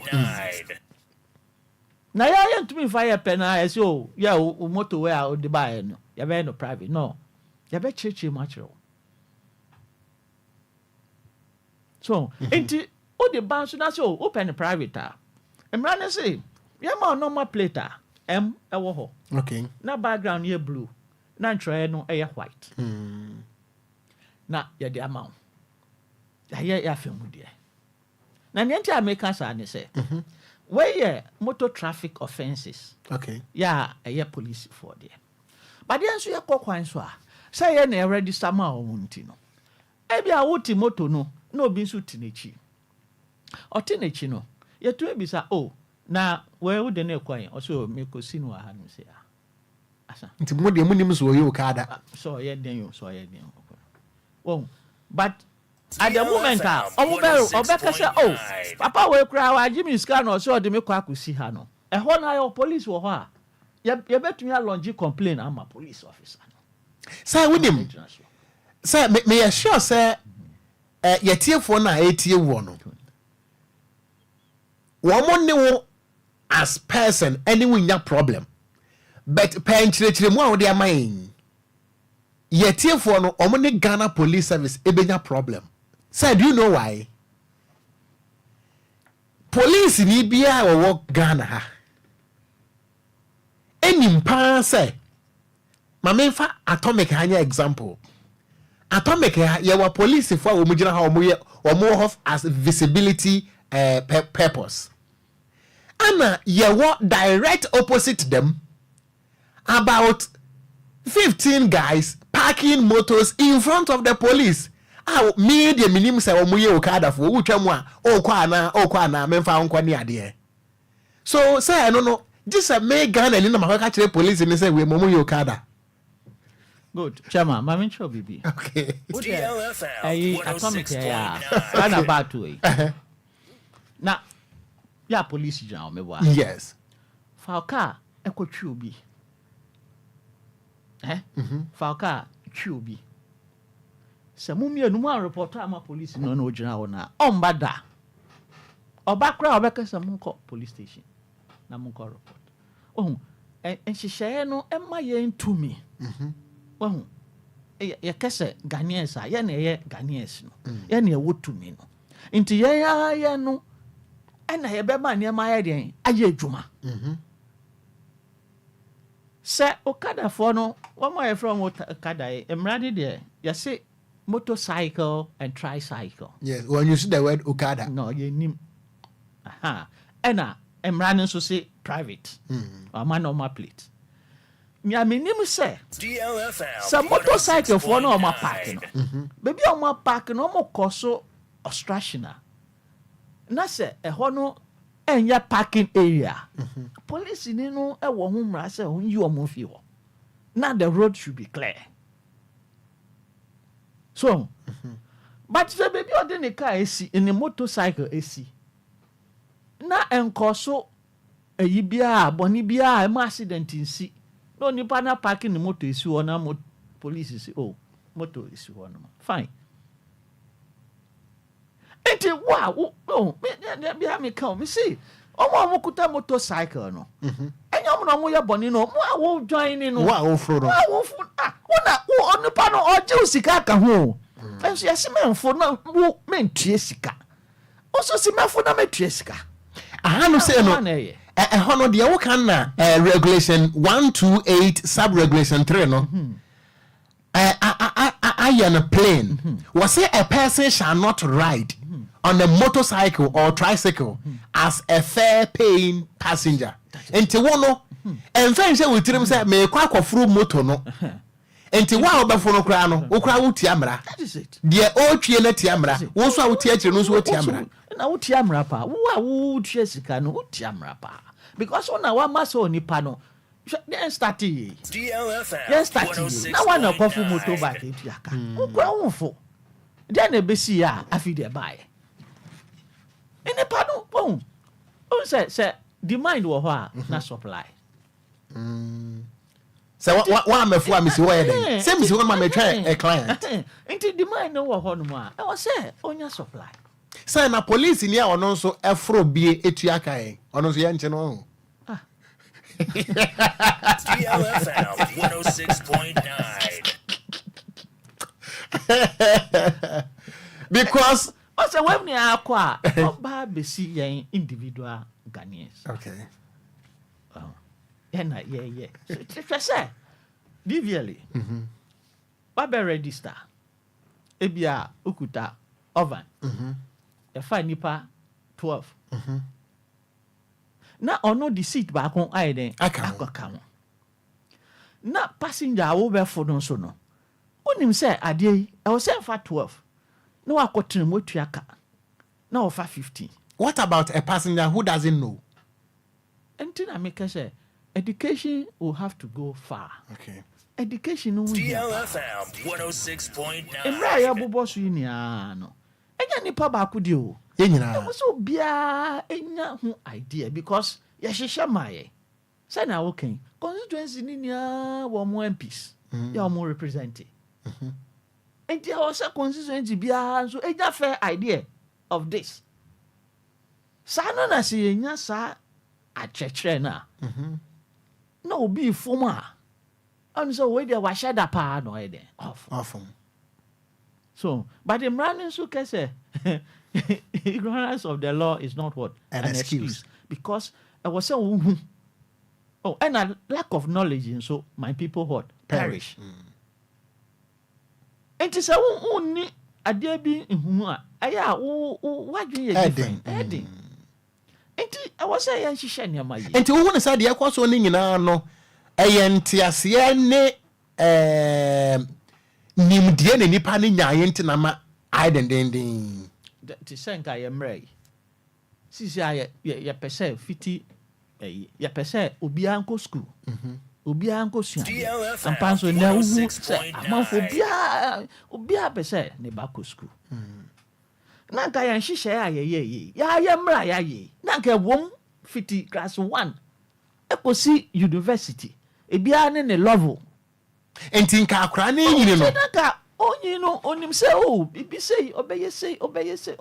Onim say akra ne yiri ba na bia nka onim say regulation 156 se ka no aye mana se me kwhye mate ni nchan a my eti amra nti nko no kra nko ye kra nti kanya ne sanke eti aye eti amu sai me da se me ba ebusia yewra Richard Kwesi eyia eye national coordinator compliance and enforcement Emma DVLA ofri headquarters ana abayi ena yewra wo kire ne ememu pa na bere no so aga na ni mema akwan no akirem sasa aposifo yi se motofo no gua patana se bebre kura na wo kwa na wan kan chere se wagim sika wonde onim so yokada Jesus Christ na na som dwen kan okon enkan so na na so fani enko yo mate we kit at 15 minutes enko okoma me sha se free politicians any road safety meeting. Safety for meeting. No? Okay. DLFM 106.9. Now, politicians no. When we say our campaign no, a month to election, 4 years out of 4 years, they choose like 3 months to election for 4 years, and our campaign. Inti so momra e ube hu so mu busa mra no so pa within 2 months pe ebeka 2 months to election na omo campaign ano ye den na ema omo eye overload ni ade na okon enye NDC listen ena enye MPP ena enye CPP ɛna ɛnyɛ baako si ndum ɛna wafa overload tio ɛnyɛ NDC anaasɛ bi jɔmaa ma olidi ɔmo ɛna ɛnyɛ MPP baomi olidi ɔmo ɛna ɛnyɛ baako si ndum olidi ni party anaasɛ CPP4 ɛna ɔmo afa overload it go round to the citizens. Okay. Citizens, supporters no, because one NDC die oba be the campaign ewo hachuha na obeka nsema kire hachufo tie entinka hachufo na ehwe mpenimfo na eba nanim kwan na nka omohia omo tata entinka hachu potem ho no ɛna ɔmo bɛ organize ɔmo ho yie na ɔmo de ahyia mpanimfoɔ na ɛba no na sɛ haatwofoɔ mpanimfoɔ no ɛyɛ ɔmo adwene sɛ yɛn nkɔɔfoɔ yi ba ɛna beebi a yɛkɔyɛ no ɛwɔ bi a Legon nti yɛn ka yɛn ho mmom na yɛn kɔ a ɛwɔ sɛ haatwofoɔ ɛhyehyɛ ɔmo ho yie sɛ ɔmo yɛ good supporters ɛma NDC anaasɛ MPP a wɔsɛ wɔn hyehyɛ wɔn ho yie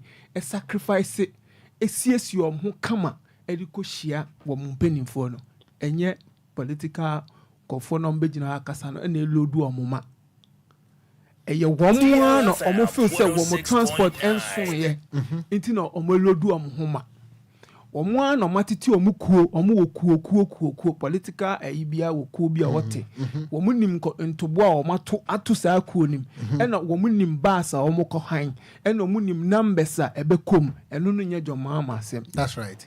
ɛno no nyɛ baomi asɛm ɛyɛ kuo no citizens foɔ no ɛna ebu mmara no so. wɔn organize bus no wɔn organize bus no are the problem to the political party. Enti se education bɛkɔ a ɛyɛ Ghanaian na wote fie na wodi fufuo akɔhyɛ MPP foɔ no wo se wo yɛ MPP ni na wokɔku nwa ma MPP foɔ no ɛyɛ wo na wo se wo yɛ NDC ni no a jɔmaa ma de asɛm wo ba bɛma wo na wotie bi nti wokɔku nwa ma no ɛyɛ wo wo na wɔbɔ mmara no so na Ghana no yɛ mmara no so obi ibu so a ne yɛde kɔhyɛ ɛyɛ na problem no yɛde kɔhyɛ beebi efiri hwɛ sɛ welodu nhoma na nka police achiw for the fact say police achiw mo no eni sɛ nka police hwɛ no political clothes show ɛwɔ sɛ ɔhwɛ no sɛ webu Ghana mmara so straight. That's right.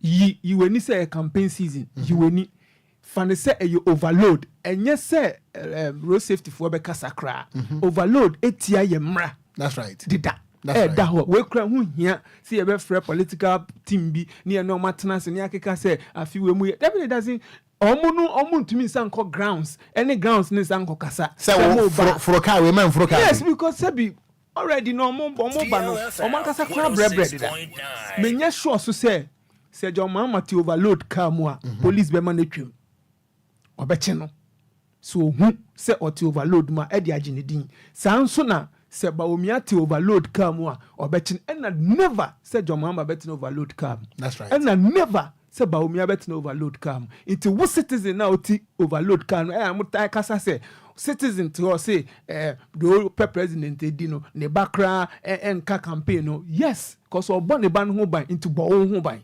Sometimes no we nipa. Jene say adie ye de peace we say etochima say kim nipa bewu una obewu eti ni nyina no mo amo eboaboa mo ho nkakra akọ no se sika kra mo de ye bas na enso a ebi ntina chi asem na be kọ pepepe enye crowd na be kọ akọ ko gina hokọ bo vuvuzela na ye bibia asem na be kọ wo mo wo ho no so wo mo do mo a wo betumi anante aba ho aba be bo agye mo so enti mo bọ mo ho pe no mo na wo se mo di nkan tu mo ho fo se da bi ye ko ye se ya edi asem se na beto na no kran san de enim guase ebebre ye party se wo do wo party pa se wo ye NDC na wo do NDC wo do party se wo do MPP se wo do MPP a na wonim se Ghana mra overload tia no na wonim se John Mama is against that na wonim se Baomia is against that na wo fa nipadom ne pe na wo odigu wo party na enim asede a ene wo kran na weti amra wo se nka police chew na de tie de man ye din ema police ni se politicians ne so kasa Woman kasa se ye kasa kyerɛ Ghana man enye ye party kitu bi pɛ. Se police ni che wabra ɔhyɛ party atade a the original platform no ebe kasa was say esan say bia ye wo opposition ti no police for ne tietia ye fa hodie so. Nti ye ba power ye behwɛ de ye bɛyɛ matete bi wo politicians na no da. Na wo behwɛ de na wo bɛyɛ nipa no etia mra. Wo say ugitum si wetia mra.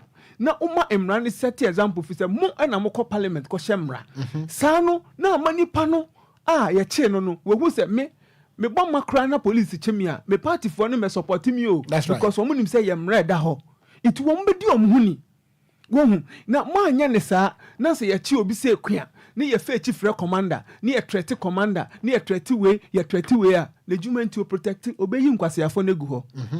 Oko ema ye mfa anya politicians ne nko ansa wo mo ye yi eye mbo keke nipa na wu awie a mukosie no na hu jama na hu moto pi na chese hu gidi nipa na wu awie oti asekura wanjeje no so saa wo wu awie mu na opeso ku na wo chese yie ba kwa yekoye ni nyina no ye Ghanaians no ye citizens no to me I normally don't blame mpenimfo no me blame individuals na wankasa wo de okra wow yes and it took off for bus no when we sa boma e boma no wesi wanko bia emra ne nko nsem na mo kan untie bi already untie bi wo baby a untie de bia e na ko si se wo nko vote yesen so ati ase iti mo na mo ye wo mo a mo tai wo mo chi mo tai politicians ne chi e na mo ne o mo nam iti yesra mo ndim huni na political messages ne nko na Ghana dim papa no enko saa na ye no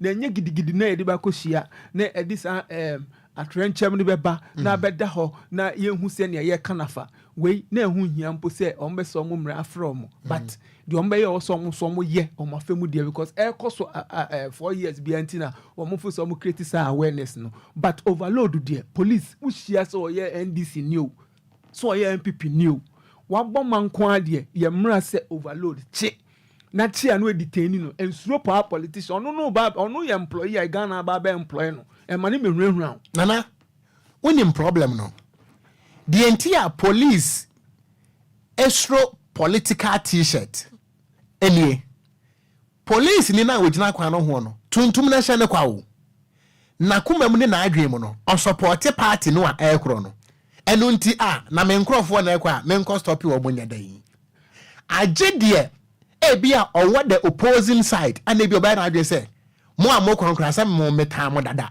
politically metam mo dada ntene me make sure say me delay mo and me che mo so nana this is the problem and I make aside everything o de yemfa say police ni na nchew mo ye overload munya accident na mo wu a mo kra na be san aba emba enti wo kra na o de yemfa say police ni no otame party enti we jam say mi nko wu a kona ko wu.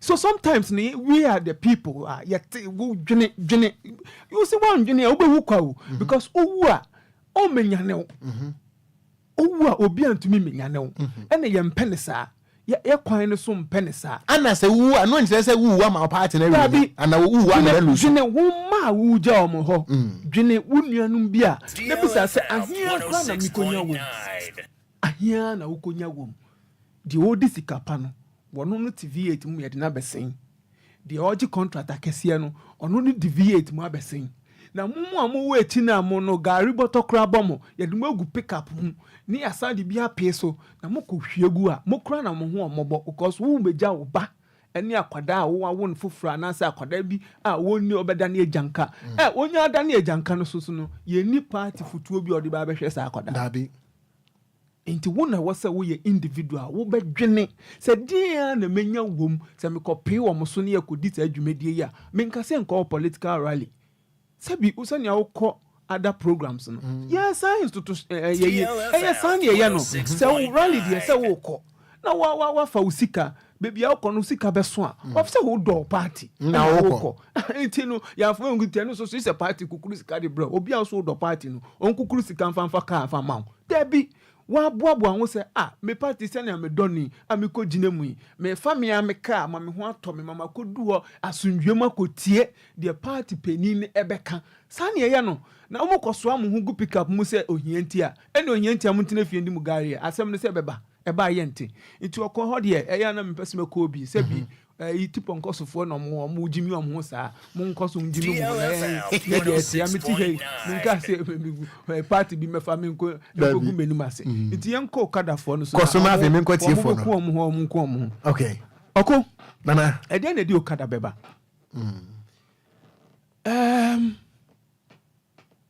sɛ cars ne kɔ waawa ɛkwan no da so kama obiara a community road wom yɛayɛ road kama ama no a mede okada yɛ de ɛyɛ ahokyerɛ any traffic regulations continue okada no aba ɛna abɛtena ɛna ɛfa bi di ayɛ ɔmo business mmeranteɛ no koraa na ebi di ayɛ ɔmo business na nyɛ ɔmo pɛ because sɛnea ekum ɔmo nua bi nkyɛ ne yɛtwa wei nan nkyɛ ɛyɛ a ɔmo koraa no soso no ɛha ɔmo kakra but esan sɛ yɛnyɛ yɛ kwan nyinaa ma kwan dida mu ɛma deɛ ɔbɛfa taxi afa deɛ ɛno no nti ahokyerɛ nti ɛna ama okada no aba na okada no aba no ɛndɛ kora youth no ɛɛdane no kakra ebi de yɛ delivery ebi soso de yɛ boat ebi de fɛ nnuane nti wohwɛ improvement kakra aba but ɛka mototwi deɛ a wokɔ sere mu a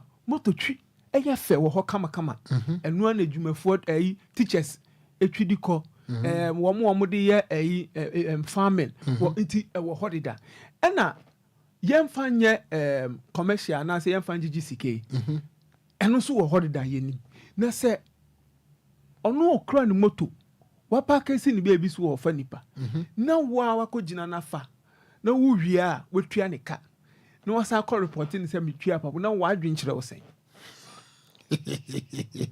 so wo na wasa ukɔ yini ma enti ne nyina kokokɔ be senior citizens ne so sɛ mmra ne se emfru moto fi sɛ nyɛ taxi entua ne ka no so nkyerɛ sɛ moto nim wafa mienu ana miensa so wafa mienu a ontia mmra ye wafa mienu na so wɔgye ne sika dabi tie so ɔne nipa ne tie chi no wafa nipa no ontia mmra ye until say nipa ne deliver sika okay and wetia mmra that's right now one adenti na munya mmra ne sei sɛ wo a wo fu moto na wotua sika no wo na wo say arrest o sɛ mo pɛse sa mmra we yɛ adwuma wo na wo fu atua no sɛ police hu sɛ wo tua pɛ wo na wo say arrest o adenti na kɔne sɛ nyɛ yi sɛ kɔne sa mu a it will be better for the citizen to realize say me a me kɔfo okada ye bɛkyi mi o na mo mo ti okada na me na me sika me kɔ kanche police sɛ me tua sika because one na oba be order the okada from me DLFM it demand is coming from you it will be demand the okada na oba be tena so no una oba tua me ka along the line but ni nyina akɔ akɔsi sɛ ɛyɛ ahokyerɛ ntia ɛnyɛ sɛ ahokyerɛ a obi di enya adwuma nyo ahokyerɛ a yɛ transport system ne tie traffic jamming roads a yam building ni nyina yɛ baby roads a baby a wobɔ su a wokɔ yɛ senka roads dida so a I mean, people will not need a motor. Taxi never call. It is cars name kono. That is the service they also render, and it's helping the people. Almost so a warm war. If a baby, I'll call you na for motor. I'm all to me there. I'll call you around easy. It's like a road, sir. You're paying from building road, sir.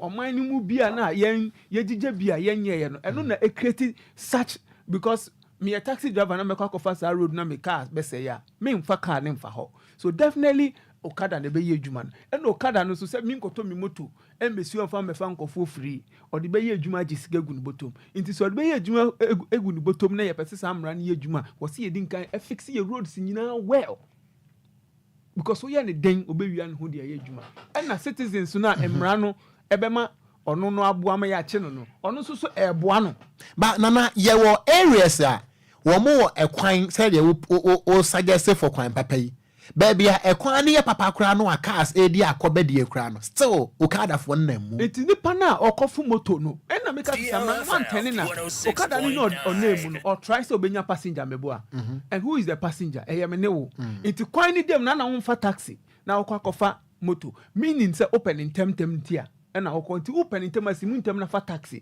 it is enkamra na che passenger na okada no will be useless but say obechi okada na dia na passenger na fa ne ho dia and the samra we ebenye din but nana emra na making it clear say police ni echi a one che de ono wo futu and that is the sub regulation 3 and some one who said this argument will be very sweet one who say what can same way me nye sure so say police ni so gina okada passenger na echi no yan kwahye no mpo good and secondly okada sem ni nyina nso so no ama nkofo bibia moto bi atwi ada ni okada obi tini moto so kura okada say you need to ba fa do yan fa ne say okada no mu yusu sa okada ya ye yusu the most important thing na was nka ye rider and motor rider bia ye packaging of how the rider have packaged himself dressing and only the first appearance say nka whether or the afani po whether or the gisiko on fan gisiko the appearance because oshe Rwanda bomutu moto kama abentia emra no omudi kwasha omumra mu ma omudi ene koso kama ne say e was say wo dress neat as a moto akadie bia na say show ansa na wetu moto no nti wo moto akadie ne wo ho a wo di ba ho ban nti ne ye nchew so wafa obi tie chi o but ye be chew se ne bia moto na wafa no unse helmet protect wa ho because unkwa hia aban no nti aban ni pese ubewu nti na pass aban ni pese obo ho ban nti se kasa ne omani nyina owo na ebo ho ban a problem bi ani ho because untimi ngina moto na mbisa ne se ehemfa na akọ nipa na otie chi na uji ni sika but wa bo no ho ban kama na okọ nanimu a I mean there's nothing wrong with the motor riding the wokrom ha nana nyame adomo next week yewra Richard Kwesie yia wa ha na now so wa ha next week ne yebehwe we woka dressing any said say obi riding motor our dress the transfer no regulation 84 was a compulsory wearing of protective clothing in respect of motorcycle police for be crazy na hono mu a motor no fine on fan fa ni pa nyiska but amra no hye say wutwi motor nko ade yewra say wutwi motor nko ade amra no hye saa ne ma no yeah o de ko ma mento so ho ma so say emrano that means the police for no hono mo fendi djuma no because the police betch okada this is the main law also the chini pan first and that's why parking the motor sini baby no akoso ni mu say wache no on the body how I say na say wa dress say nyamrano ya hyehye no say momo de ne say wo say mo share up to mo nasia mo boot mo guard mo helmet maybe dia hyewa there's nothing wrong with him riding and then audio bi atena na chiko but what's wrong here ni say odi jisika and the odi jisika no said the all man sika ni mom rather to be arrested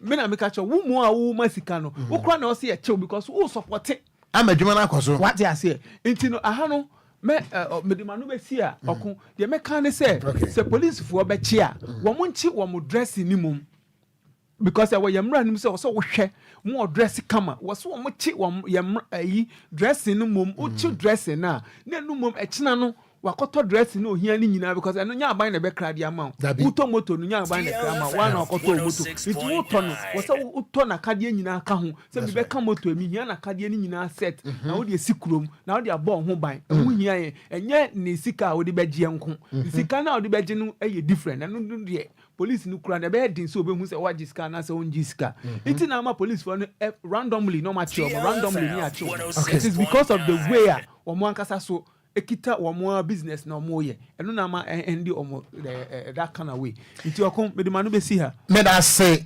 ebusuya Kennedy na kwadwo jamfi ana de na no esie no na said ye bom nyina no ho ba na nyame ya adomo next week no ye ma wate ase said be ya won so beti ase yiye regulation 84 no was a mandatory just say by force wutwi motor a emfa wutiri say ntwi ye woniema wutwi motor say we share protective clothing emran ye bedi ho nkomo next week ma menkan messages kakra na bra Penny Charles Mante and I say thank you very much boss for tackling these road safety issues.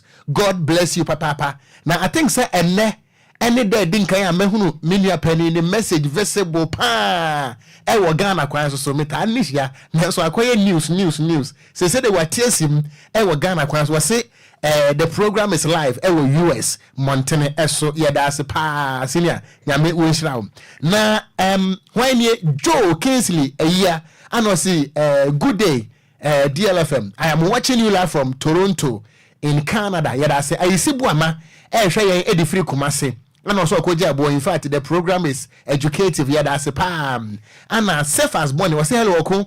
I am watching you live from Winneba. Today, accident on Cape Coast Takrady Highway. 14 people confirmed dead. Others injured. Good afternoon. Yedase. Na minister saw this information we and my young Vida Katara on also added the message about Yedase. Anna Pedro Madina Cruz on some that's no message. Bismarck Didon was say good evening, Wafa. Keep up the good work done. Yedase. Anna Nana Kwatin was say even some of the policemen are not wearing helmet. I know the no cre. My member won 10 years in coma where the mesramo. Yebre no aso ho nanso ye mo ne tawtaw kakra bi na yanko wa me da se 0534 050199 0534 050199 and 0593 40 65 65. Me pacha wo hwa meeting na political parties any road safety akohia no ebeye dwuma anase anya dwuma ana okada issue no so no afutuo banya me pacha wo ba ya ma ne taw na woni aso mere biwa mpacha wo. Good evening. Good evening. Me pacha wo di baby afre me free. Me pacha me de kwadwo abedu me kase fi ashama. Ma me nti okwadwo. Me pacha wo okada seme na me kaka klapa ho. Obedie bi se okada no be na ya police for ne dia. Meaning police ni bia okada ba ko 5 every day bia okada ba ko bia 600 Ghana ene de ma no it say awe obesi ta kwachi okada driver ena se ko DVLA hono mo atema DVLA office o manim hono mo na no okada ne adwuma enso no mo ntimi nchi wom enti mlawe ne de o mo ka so mo sha o mo so mo check o mo hu ye enye sa de mla ne de ebe kwa ba besi be bia wona me da se papa went to me and so 0534 050199 0593 40 65 65. Good evening. Papa. Sak what there? Papa Majo. Major so sak mpatwa mentio. Papa. I hate to say political politicians yet. Papa no kwenya me no se kamisa nkode dia.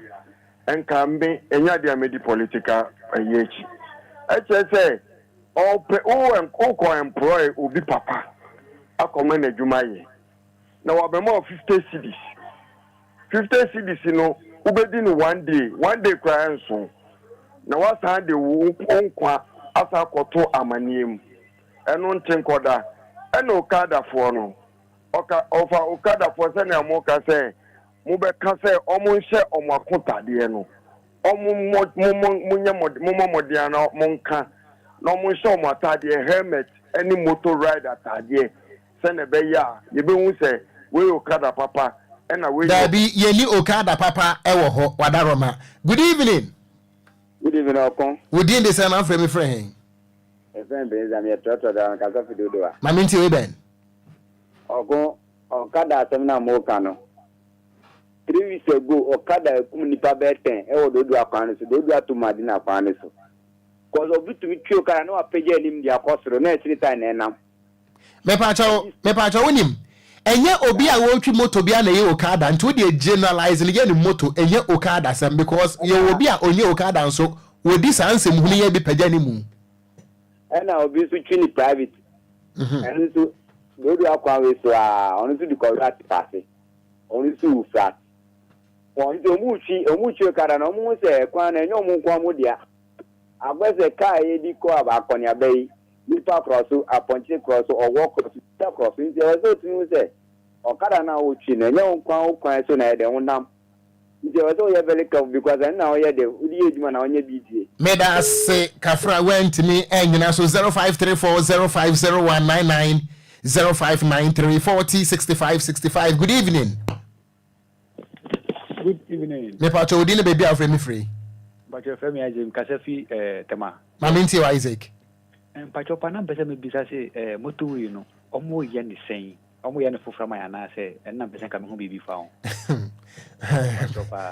Pacho no de minim gise ye busa roads and highways ministry PRO. Okay. Because Omaya so come up Hamekakra. Omaya so come and Momuno how? Oh, nyɛ sɛ na yɛnkɔ ne yie no ɔmadwudwu so no baabi a wobɛtumi afa wo bɛtɔ nyina ɔmadwudwu nti ama accident no mmom ɛyɛ likely than before. Okay, but ɛno deɛ menni ho idea biara sɛ wɔn mo yɛ ne foforɔ sɛ wɔn mo yɛ ne maintenance I don't know nti wada ma meda ase paa sɛ wama this information. Good evening. Good evening, Wafa. Me Wafa asebeni. So baby abans Kasaski Asama Washington. Na minti wa shama for. Say Wafa, me say motor ride for no to me nka say menka Okada o de o si moto. Okada na ebi o ho ho say oni le family to so ono kwa na say heni. Me bi ka say enka say na yire say na yire no to so o mi na yo mo yire. Ah so mo brothers no mo to so. Enka say mo to say heni e mo mo ana.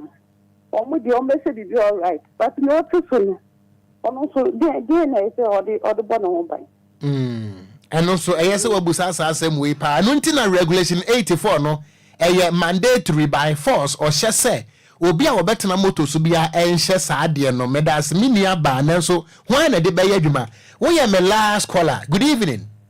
Five offer no offer as be ni said no better now the man there akati say na isi so offer enya hwe offer oni me say obat kama any ashama ninkran ya city na moto accident e don say car moto e kum nipa e pre nipa e bu amanfo nem e don say car obe capital town Accra kama na nenso apolice foi Okada omufubi chiaka omo so we mo hwem da no so no police ni na efo chiaka Okada janencha no lodu ohunye nenso taxi driver ni road waiting obehu ache no taxi driver enko je no parking obehu ache no ne we ya de chise o mai we ya de chise o mai emra na echi bi jabi o de we aso make yan o de opa ma trotro driver enye baabi se o fa nipa minim sadia wo ka de public knowledge obi anim minia